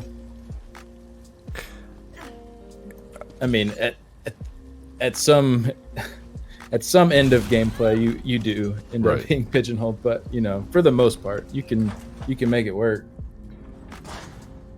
I feel like it just makes things so complicated for actual gameplay balance, in a way. That's true. Yeah. So I don't know if it's. I mean, I guess it's a good thing in concept, but I don't know if it's a good thing in practice. I don't know. But. Yeah, it would definitely be much easier to balance if they just had like a healer class and you know everything was in that direction. But I don't think Elder Scrolls fans would like that. You know, they want to be able to do everything. God damn it! It's supposed to be MMO Kappa. Oh, what about like an illusionist or something? I think we're missing that, right? An illusion. Oh yeah. School. Oh, I could. You know. Yeah, that and the whole fist thing, I guess, would kind of be more skill lines maybe than like actual classes. I don't know.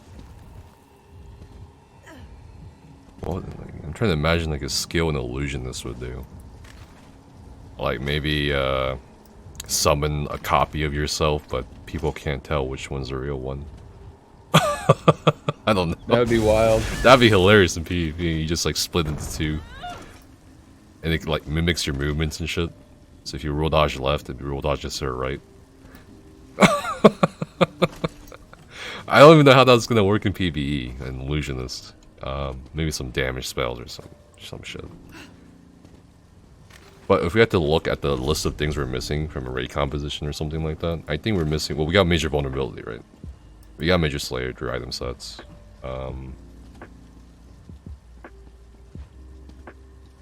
Minor vulnerabilities on like 3 different classes now. 2 different classes. Was it 1? No, it's 1. Sorry. No, it's 3. Never mind. Or 2? Necromancer, Warden. Nightblades. Nightblade. Right. Yeah. 3.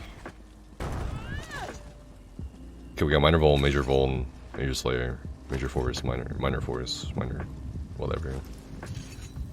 I think the passes are covered too. Minor Sorcery, Minor Prophecy, Intellect covered by Sorks too. I just don't see what we're missing. Maybe like Aegis. That's it. Like a protector class. That's about it. I don't really, I don't really see anything else. But the fist is pretty interesting. That's what the forums always ask for every like 3 months. A fisting class, a fist fighting class. Shortbow said a water class. I don't know what that means exactly. What's a water class? What is this? Avatar: The Last Airbender or something? What's going on?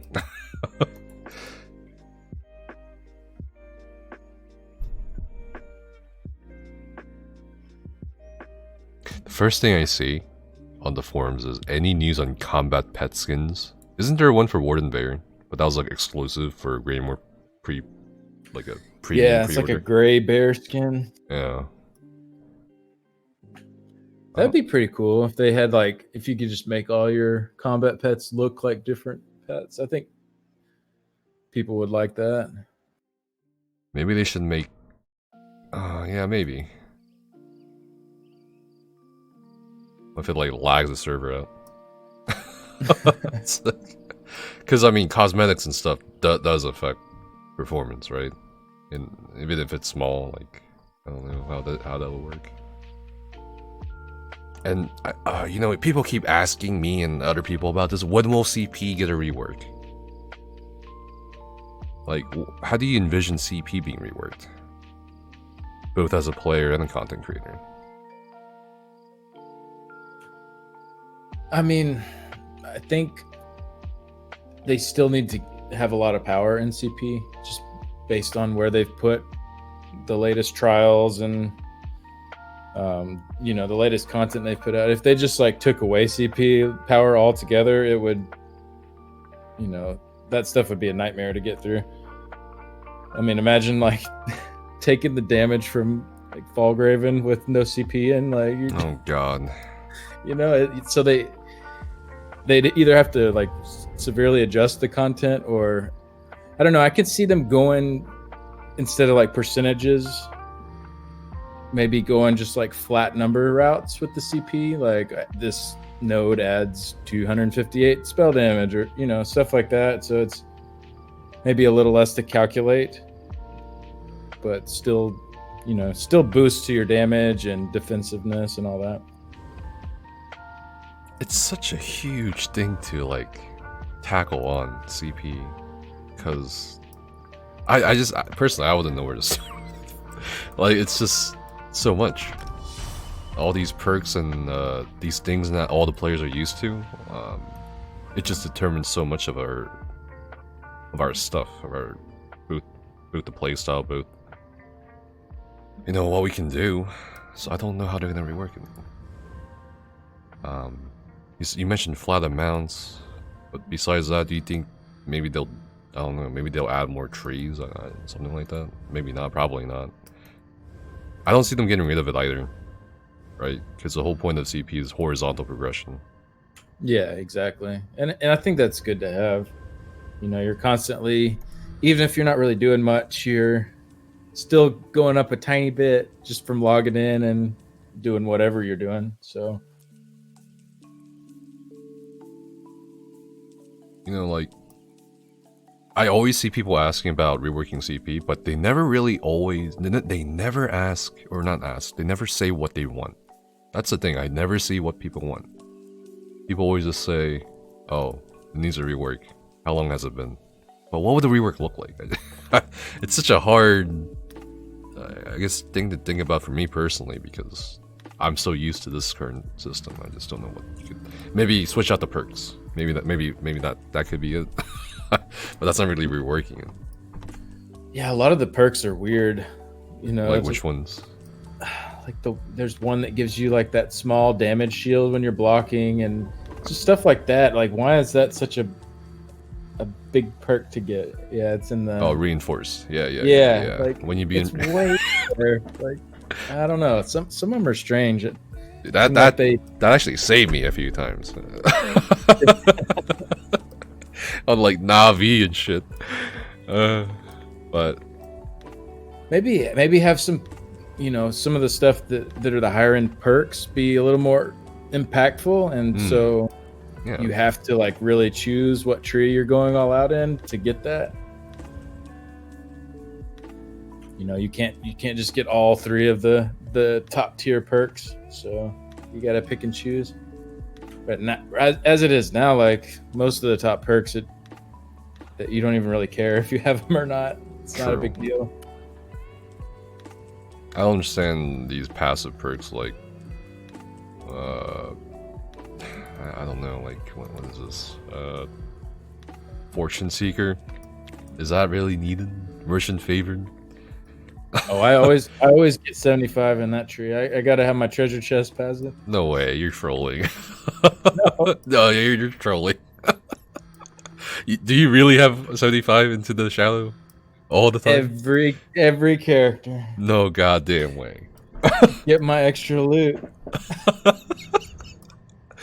You serious? No, yeah, I do 40 tumbling, 40 block.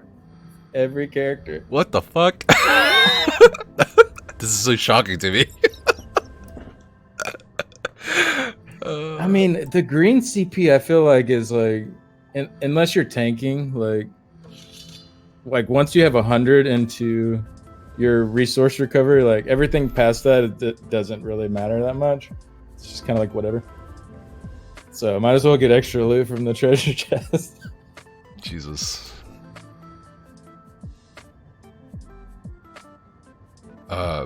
I don't know, like, when did you start playing, by the way, ESO? Since beta or something? So yeah, initially started in beta, and then I played for like, I think about 4 months at release. I had never played an MMO or really anything even close to an MMO. Like I came over because I like Skyrim, and so I just ran through the zones and quested, and I think did like maybe 2 or 3 4-man dungeons, but didn't really mess with group content at all. Got a little bored. I hit vet ranks and saw that it was like a pretty big grind to get to the top of that. And oh god, vet ranks. I was like, yeah, I'll set this aside. And so I set it aside for a while and kind of kept up with it on the side a little bit, just seeing like what updates they were doing, but never actually logged in. And then right before One Tamriel came out, I saw that was coming, and I was like, oh, this looks pretty awesome. So got back into it right before then, and other than like really, really short breaks, like a couple weeks, never stopped since then. Were you around pre-Morrowind? Yeah, so when was One Tamriel? Was that like... One Tamriel was before yeah, it was Morrowind. like one patch. It was one patch before Homestead. Okay, yeah, that's right. So what was it? One Tamriel, Homestead, and Morrowind? Is that the order of it? Yeah, roughly. Yeah. So a little bit before Morrowind, but do you remember? Go on. I was only really starting to get into raiding, like I think like maybe a few weeks before Morrowind came out. So, do you remember the Magician perk in CP? And the other Stam counterpart? It was cost reduction. Oh, yeah. I forgot about that. That's the one they got rid of in Morrowind, right? Oh, yeah. They had to. I mean, the scene was ridiculous. But they touched other shit. Like, I feel like I'm seeing a common trend here, dude. I feel like they overdo it. Because they touched armor passives. They touched a couple other things that they didn't really need to touch outside of CP. But yeah, I remember the cost reduction CP. That shit was hilarious. You still had people in raids complain about this thing. I guess that's why everyone was just heavy attacking in raids. Oh yeah, they over nerf sustain in Morrowind. I think a lot of people quit. Yeah, a lot of people quit. Yeah, see, I didn't really mind at the time because I was just kind of starting to get into like trying to do DPS like at a higher level, and heavy attack rotations were easy. So I was like, all right, I can do this. This I can handle this. actually had some fun during the heavy attack, man. I actually did like a pet sork with mines. Oh my god, that shit was hilarious. It's just very stupid amounts of damage for nothing. You just literally just stand there with the mine down, pet activated heavy attack. Yeah, I had my Mag Sork and my Stam DK. Those are like my two main played classes.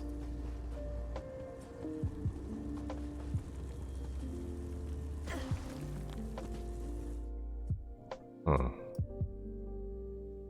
Oh. I don't think there's any more questions from chat. What else can we talk about? You gotta go soon, right? Or is that 6? It's 4:43. Yeah, about, I don't know, I have probably 30, 40 minutes before I need to start getting some stuff ready. So I'm good. Alright. What can we talk about for the next 30, 40 minutes? There's probably plenty of topics out there around ESO. Or not ESO. Oh, we can talk about whatever. Skinny Cheeks, what's your favorite band? Okay, that's a good one. You're a musician. It's a toss-up for me between Radiohead and Pink Floyd. Those are like Pink Floyd, my man. my main two. The man of culture. I never really got into Radiohead for whatever reason. I don't know why.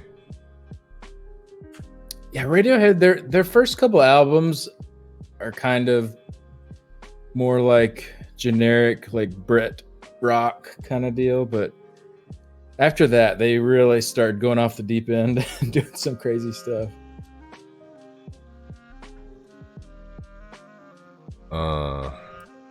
Is it legit to queue in the looking for a group or LFG as another role?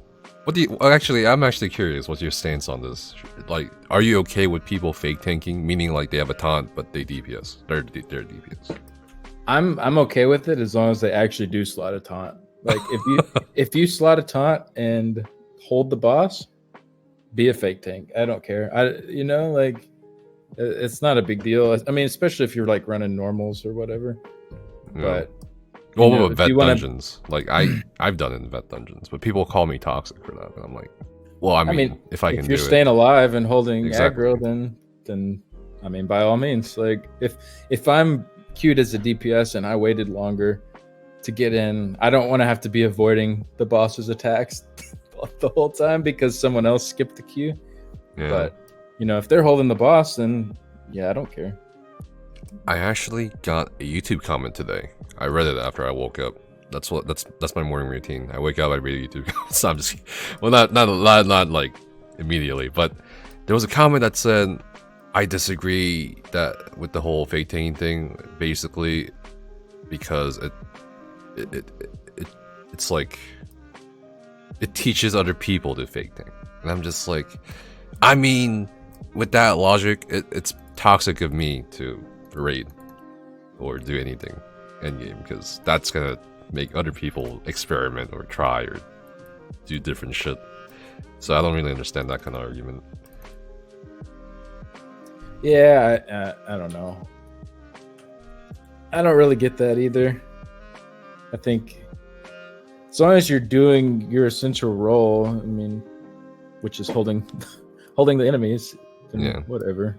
Same with healing. Like if you're a DPS and you queue as a healer, like as long as you have a heal that and you aren't just letting people die if they get low, then whatever, do that. Or killing things before they kill you. Yeah, or that. Fangoose said, talk about what we spoke about the difficulty of raiding groups. Do you know what she means, Skinny? Wait, where is this at? Talk about what we spoke about. So Fangoose was referring to how it's a big subject, but basically, long story short, how difficult it is to get into higher tier rating, or for people to not be given a chance at rating or shit like that.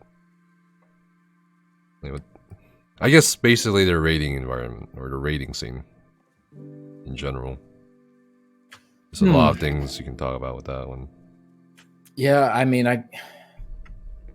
I think a lot of people, especially like experienced MMO players, just kind of want to jump in and like, you know, hit the hard stuff running. And you know, I wasn't experienced when I came in, so my whole progression through it was just starting with like easier Craglorn stuff and kind of slowly working my way through all of it. So I didn't really mind that I had to kind of start from the beginning, you know. But I think in today's game, even people that haven't played as long, like if you're experienced with these kinds of games, like the Craglorn stuff is probably still kind of easy for you.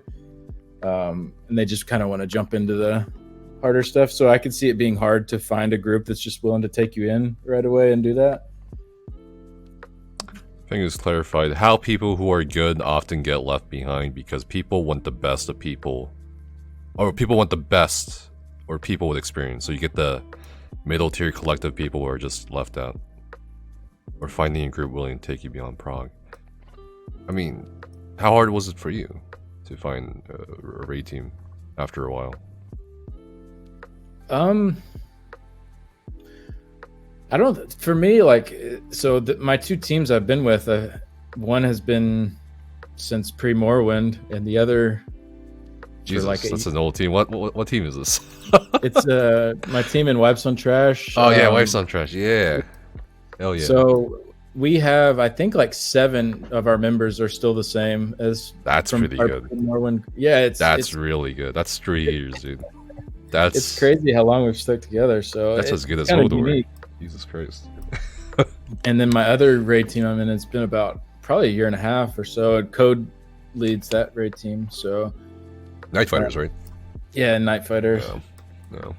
So I've been with my teams for a long time, and I never really like tried to just immediately like get on a really good team.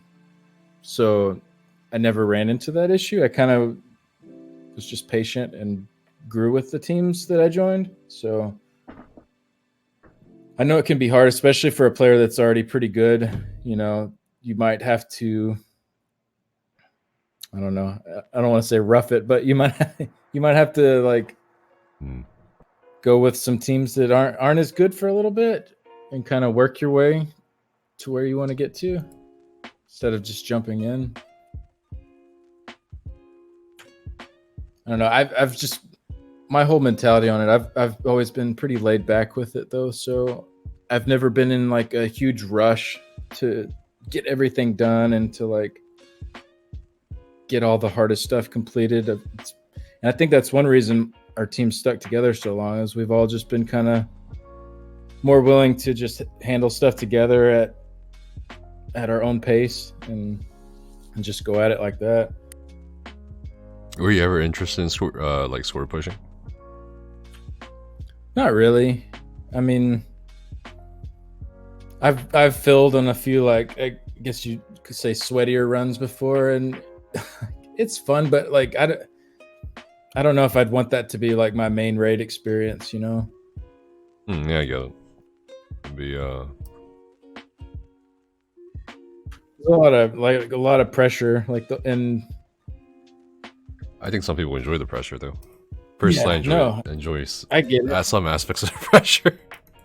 No, I definitely get that, and it is fun. Like, you know, our group going through this Godslayer prog too is definitely taking us to a different level than we were at before.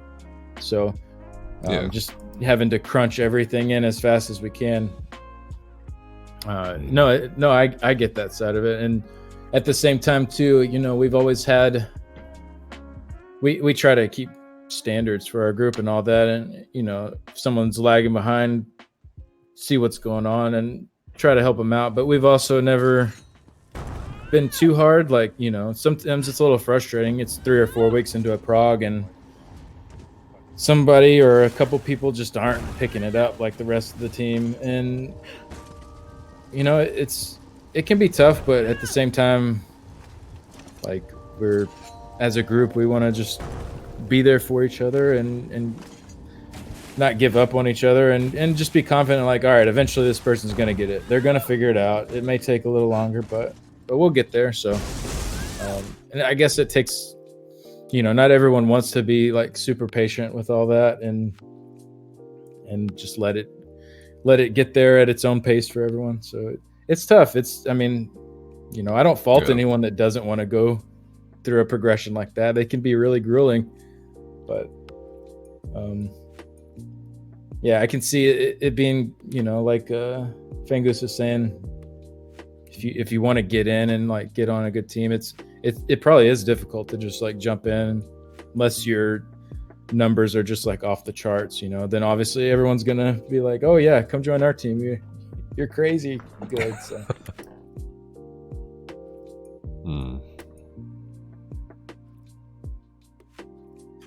I don't know, I don't see a lot of it because like as I've been on the 2 teams for so long now that I haven't really been trying to find a team to join.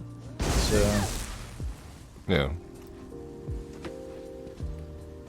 a lot of people are unlucky or can't find groups that are willing to invest into them, for sure.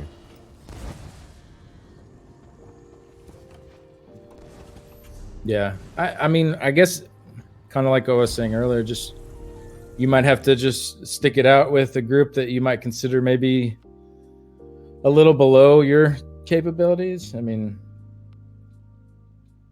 see what happens with it. If it's just not working out, you might need to go elsewhere. But like Norda and elsewhere.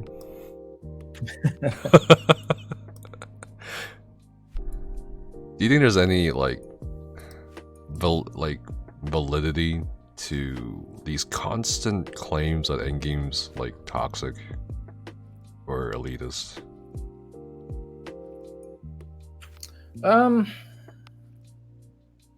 Most of the groups I've run with and been a part of, and discords I've hung out with, or hung out in, most people are pretty cool and chill and nice about stuff. So I think just like most stuff in life, though, the bad eggs stand out, and like negative really stands out a lot more than positive. So you do run into it, and so when people see people that are like high-end raiders, some of the best players in the world, acting like just assholes, they kind of assume like, oh man, these in-game raiders are assholes, Yeah, but I feel like most of these claims don't come from looking at us specifically. Yeah, because I get a lot of these comments on YouTube, like people describing their experiences with, pugs or, toxic groups or whatever, and like they just always assume automatically it's me or you or somebody from our community, right? Who it's a really small community, you know what I mean? If somebody fucks up or is starting something, we know about it, right? Word spreads really fucking fast. But I've never really like heard of anyone from this community go off to like a pug group and then vote kick people just for the fun of it. Like, who the fuck has time for that shit? I don't have time for that shit, Actually, this one time I was like just messing around in zone chat and shit, or like a pug, and this guy was like, not messing around to the point where we couldn't clear whatever, but just fucking around, having fun. And then this guy, after the run was done, this guy would like whisper me shit. He was like, it was a Cragworm pug, and he was like, you basically just told me I'm like a piece of shit. And he's telling me like, oh, I'm gonna make sure you don't join the best raid teams. I'm gonna make sure, like, you can't do this trial or that trial. I know all the people in endgame and shit. And I'm just thinking to myself, who the fuck is this guy, dude? Like, and I think these are the people that people have experiences with. And it's not me or you or anyone else who's actually an endgame player, right?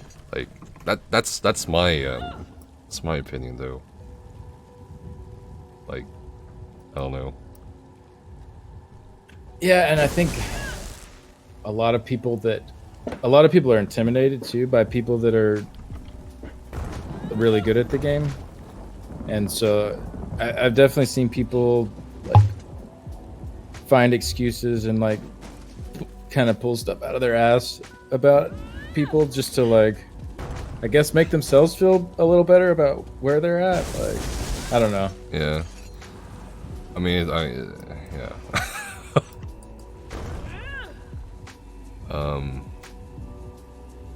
Speaking of, yeah, go on. It's just a game, like, and yeah, it's a game. Where people have fun in different ways, and that that might not line up with how you like having fun in a game, and that's fine. Just go find people that are like-minded and raid and hang out with them. Yeah, I just don't understand why people shit on each other all the time. I just don't like the word meta now, because it just has so much negative connotations to it in this community, in the ESO community. Because the moment you say the word meta or like optimal or whatever, people just turn on you. Like they smell like they're fucking sharks, dude. You can smell the blood in the water. But it's just so weird. Why would you care? What was I gonna say? Oh yeah, God, what was I gonna say before that? I was gonna say something. Oh yeah, you said that, people are intimidated by certain players, right? Like, just because they are certain players, or because they have certain achievements, or whatever. Mm-hmm. Like, has anyone treated you differently? Because you're, like a in-game player or a content creator? I'm actually curious. Not like people that I like actually regularly interact with, but you get comments and stuff, and I think because of like the skill gap there is in an MMO and like ESO, you get the comments like, oh, you must be cheating or using macros to do what you're doing, and it's just silly. Like, it obviously, if for someone that has put like 10 hours into the game, looking at some of the stuff that someone that's put 7,000 hours into the game, some of it might look foreign. Like, I just can't understand what they're doing here. And a lot of them immediately jump to like, oh, they must be cheating because I can't understand it. So, but that's stuff. It just comes with time. Like, you pick up tiny little things here and there, and like it just builds and builds on each other. I mean, but yeah, I think some people don't understand that, so they automatically jump to the, oh, you're cheating, you must be doing something that you're hiding from us to achieve these results, because it can't possibly be that you're just that much better than me at this game. Like, people don't want to accept that there is a big skill gap. We talked about skill gap earlier because we brought it up in regards to the whole light attack and heavy attack changes and Alkash and stagger times and all that. Like, what do you think about the current skill gap in the ESO? Do you think it's fine? Do you think it should be shortened? And what do you just feel about it? Like, a lot of people say there shouldn't be a skill gap, but if there is a skill gap, it shouldn't be too wide. I'm not exactly sure what that entails, but I mean, I think they already try to do a lot of stuff to make it smaller, like especially with gear. Like, you get your perfected gear, which is just barely better than regular gear. It makes 2K almost at most, right? Yeah, it makes almost no difference. So I mean, they're already trying to do stuff like that, but I mean, in the end, actual player ability is such a huge deal, and so much more important than like CP or gear in ESO. So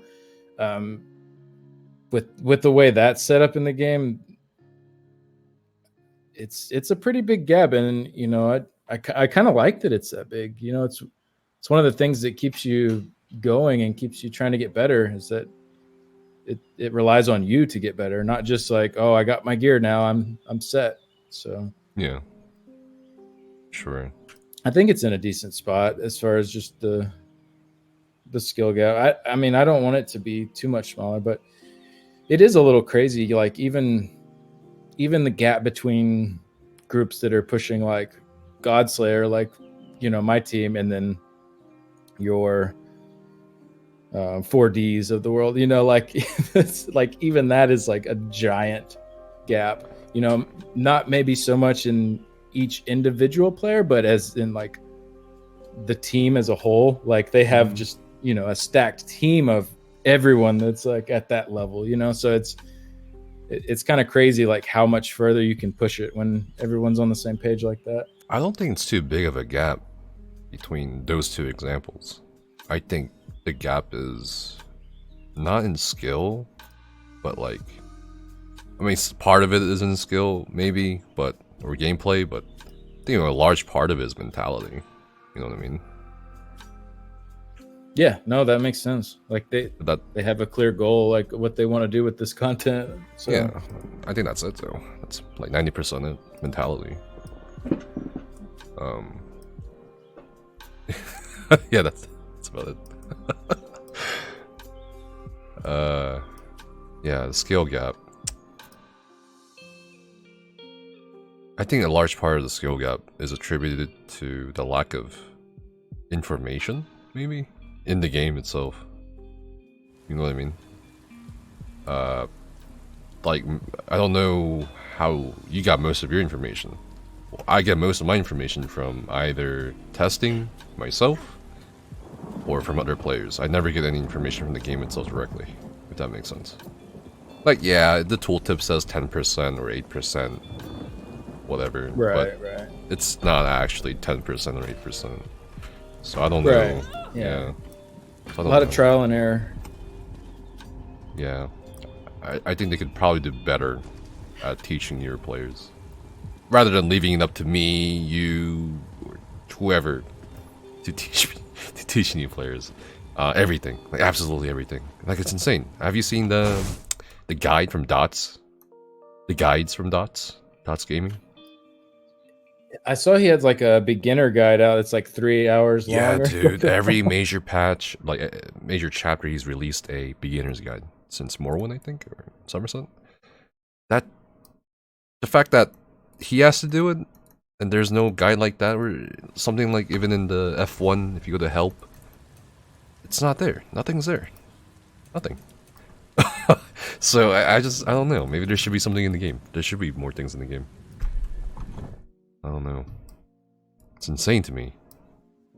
Yeah, I mean it really just takes putting in the time, and not everyone's gonna put like thousands of hours into the game. So, and that's fine. Not everyone should do that, but it's in a way I feel like ZOS doesn't want to like steer people in any direction. They kind of just want to leave people to their own devices to handle it how they want.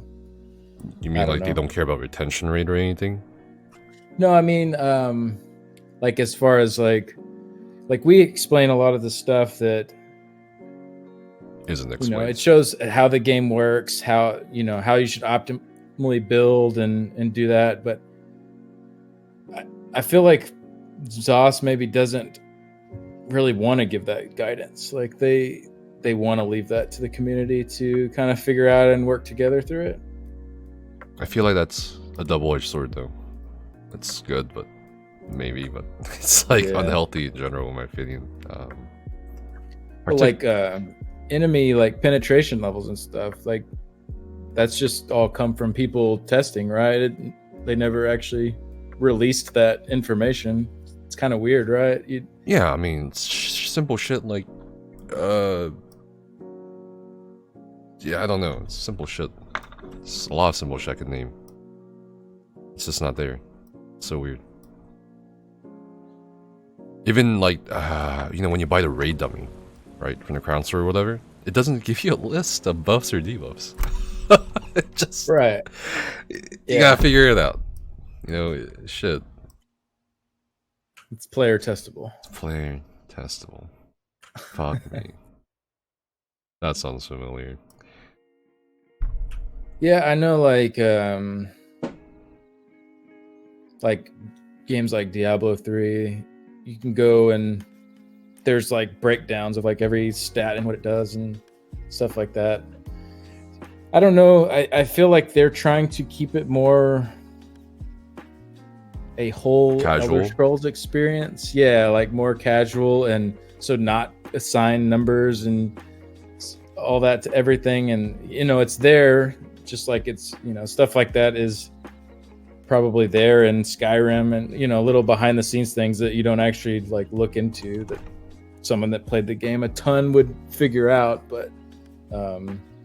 But yeah, like they don't necessarily want that to be where people are focusing. They just want it to be like, oh, enemy, I hit it with abilities and it dies, kind of deal. Yeah, I don't know. It's weird. Yeah, I mean they start you out with no skill bars showing and first person mode, like when you start the game. So I mean, it just throws you in. Yeah. Like, if that says anything about like what their target audience is. But if that's their mindset, or rather that ultimately that they don't really care about it, why worry about the skill gap? Why worry about any, like, you know what I mean? It just doesn't make sense to me. Because they must obviously care. They have to. There's no way they don't care, because they're always talking about skill gap, high APM, balance. But they don't really, I don't know. It's just so fucking weird to me. Yeah, I mean, they have normal content, and I think most people can, if you want to do all the content that Elder Scrolls has to offer, like you can do it all. So, I mean, in a way that should be enough to satisfy that end of things. Yes. But people, I don't know. I don't know if I have a good. Yeah, I mean, it's just speculation or just opinions. And I think somebody in chat just brought up a good point about, things like CP. How it's not actually 10.22% break free cost reduction. It's 10%. Oh yeah, yeah, that like makes that makes doesn't make sense. Fuck me. I don't know. If like, why show the in between percentages, right, and have why can you put points there if it does nothing? It doesn't make sense. I think if they rework CP, they should just remove this shit, this rounding down bullshit, or jump points. I don't know. They should definitely take that into consideration if they want to rework CP, like for real. Just make it simpler, make it easier for all players, rather than fucking Asian god and fucking taking out his fucking abacus and a fucking TI-1 calculator and figuring this shit out. It's like, I don't know. Alright. There's a thread here. There's a guy complaining he spent over 1,000 pounds. Not pounds of meat, but British pounds. Or worth of gold on crown crates, and he didn't get the mount he wanted, and he's depressed. What's your opinion on crown crates? Ooh. I mean, I guess my opinion on crown crates is the same opinion I have on gambling. I think it should be looked at like it's gambling. It should be viewed the same way legally as gambling. And if you're of age, and I know some states allow it, some states don't in the United States. But it's definitely a big issue for some people. Like they can't handle gambling. And so, is that our job as a society to like cut them off from it, or is that their own fault and they should just suffer from it? It's a hard question to answer, but I do think stuff like loot crates should be at least legally looked at the same way as actual gambling. I think it's kind of scummy. Not crown crates, and not just specifically crown crates, but also like loot crates in general, and like other games. What that doesn't like fucking every game have it now? Like, it's hard to name a game that doesn't have loot crates. Even fucking Assassin's Creed, I'm pretty sure it's loot crates. Or some shit like that, something similar. Counter-Strike. Fortnite. I don't know. I'm trying to think of a game that doesn't have loot crates. Dark Souls? And yeah, I think they made it a lot less scummy by adding the gems in, but then they turned around and made it scummy again by putting the Radiant Apex mounts in that you, like this guy that you mentioned in the thread, you know, he wants he couldn't get that mount. So, you know, and obviously people fall into that trap and they just keep spinning that wheel because they like, it could be the next roll, you know, it could be the next. Yeah, that's some serious gambling addiction shit. Yeah. I mean, the only positive I can say about them is that you can trade gold for them, which, you know, is just somebody's still buying it, but like, at least it doesn't have to be me spending my own money on it. But even then, like, it's still, it's.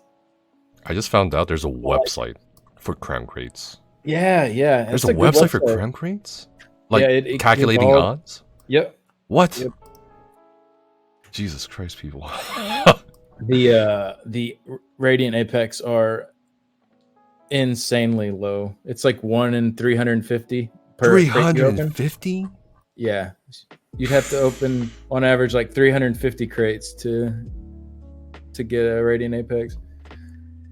It's so low. What the fuck? That's insane.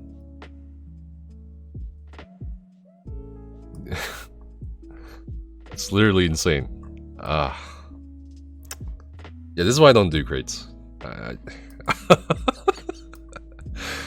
Yeah, I typically, whenever a new set comes out, I'll get on like Tamriel Crown Exchange or World Crown Exchange or something and buy a few sets of them and see what happens. And then, you know, if I get lucky, I do. If I don't, then whatever. Is what it is. Jesus. But I really, another point to that too is that they put their resources into like making these really extravagant mounts that are locked behind that. And so instead of just being able to outright buy them or get them in the game through some means, you know, they're the only way to them is just endless spending of your money. So scummy. You chose the good word for it. Scummy was good. I don't know.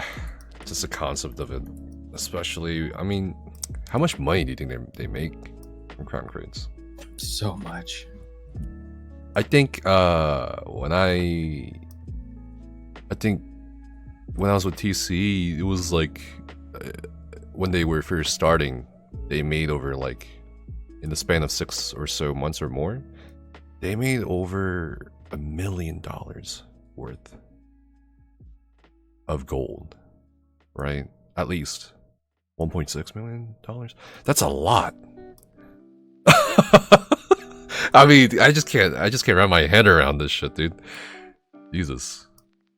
I mean, so ESOU is on, I think the last 3 years in a row, they've been on Steam's platinum seller list, like with Steam Platinum. You know, like you know, any top game that's out, like Witcher 3, like all the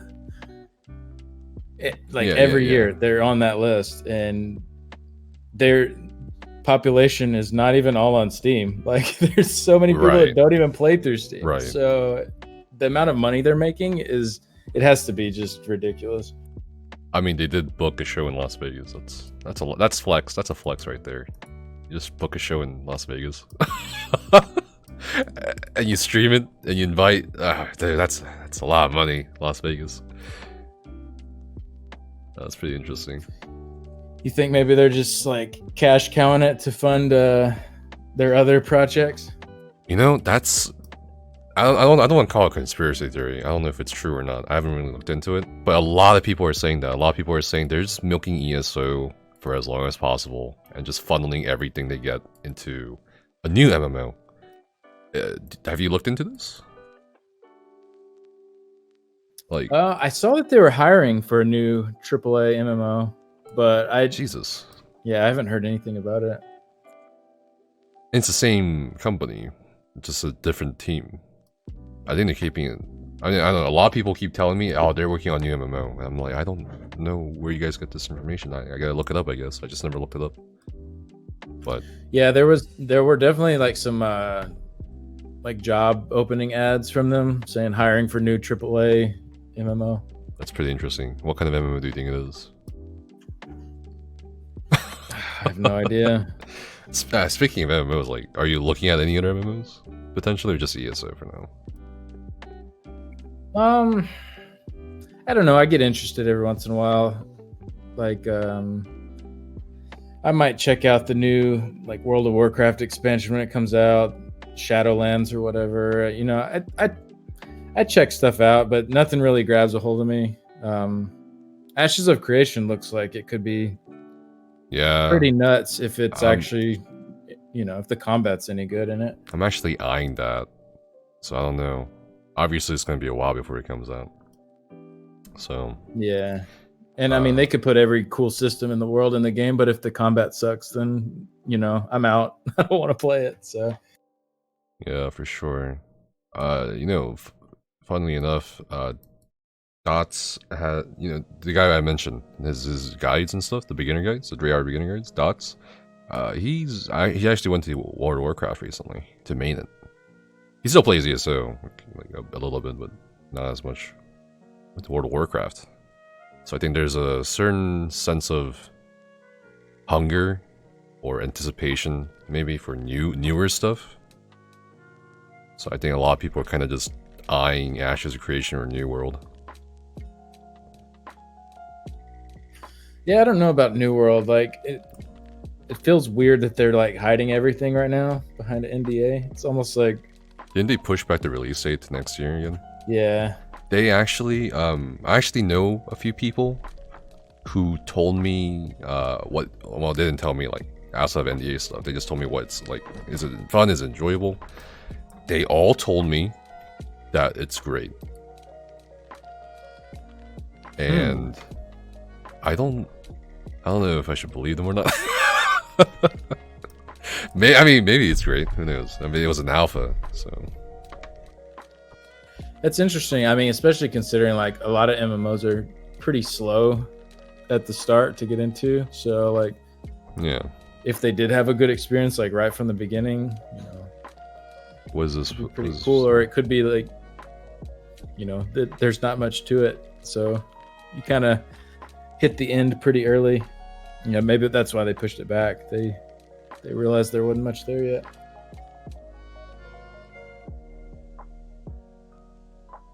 I think we got time for one more last topic. If you want to like talk about whatever. Sure. Or if chat wants us to talk about something.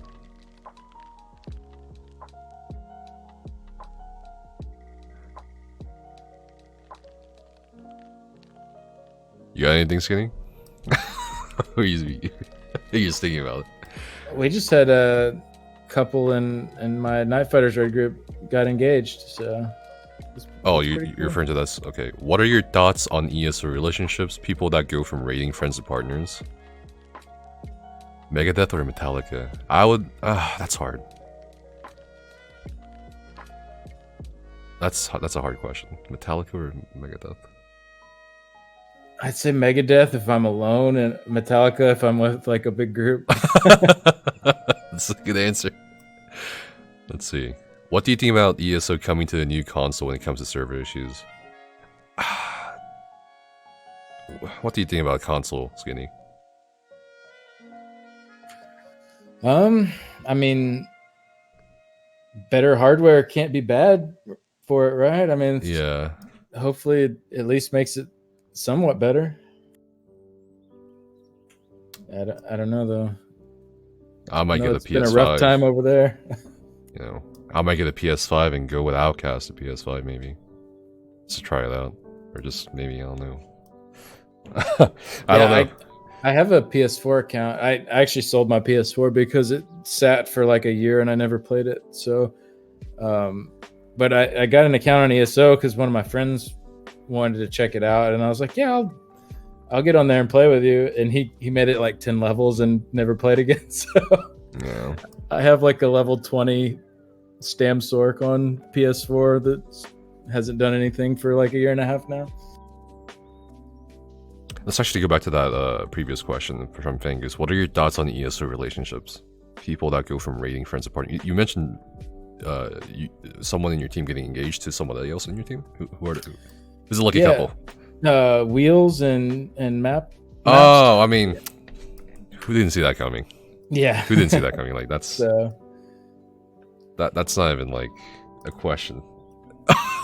Like, but I mean, it can cause drama too, I guess. Like if people split up, that's gonna be kind of awkward. So I haven't really run into that though. Like raiding with anyone that's split up. So I feel like you've never really run into drama personally. Like you're just so chill and laid back.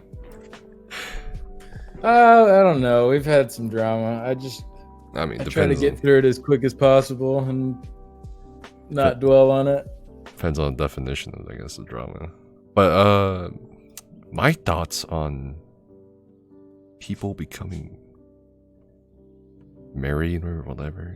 I mean, I don't care. It's whatever.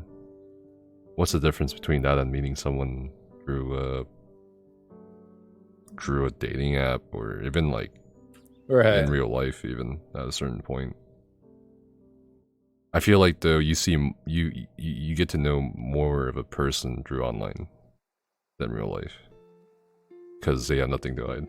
Well, they probably have some shit to hide. I have a lot of shit to hide, but like, you know what I mean? Like people don't have restrictions online. You know what I mean? You kind of, I don't know. Maybe it's dependent on the person. Maybe it's dependent on the person. If they, I don't know, how they act online. Maybe people are like really fucking evil assholes online, but maybe they're like the nicest person. I mean, is that impossible, you think? Probably not.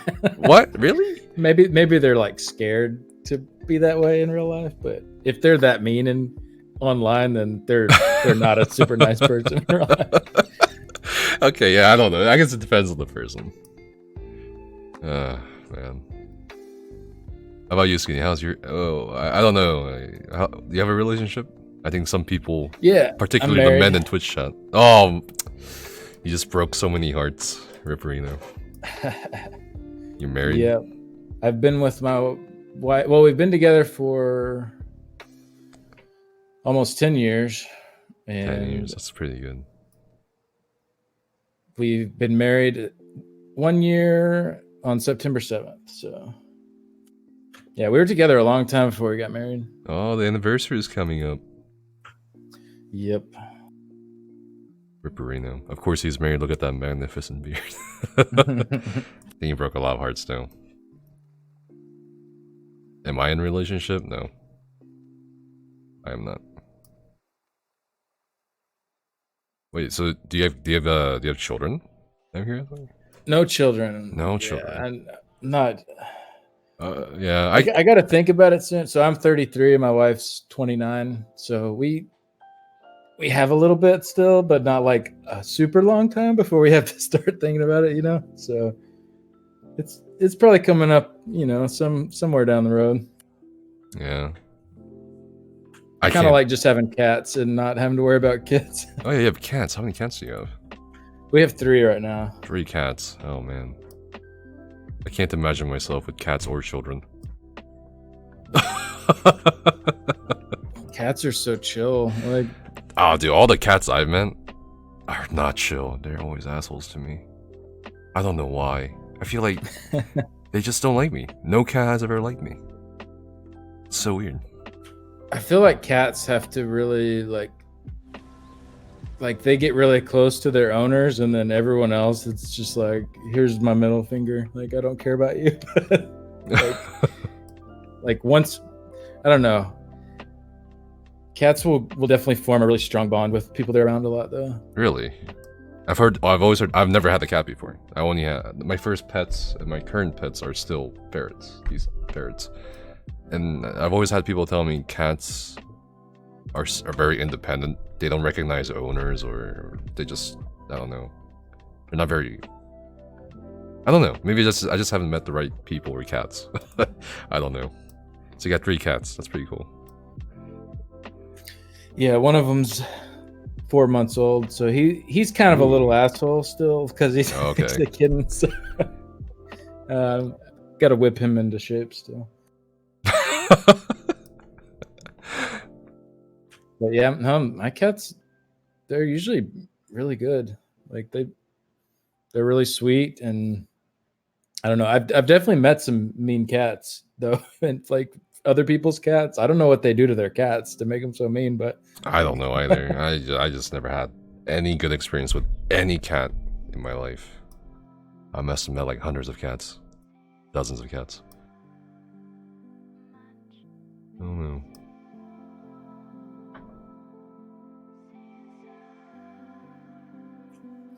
Anon skinny whips his cats.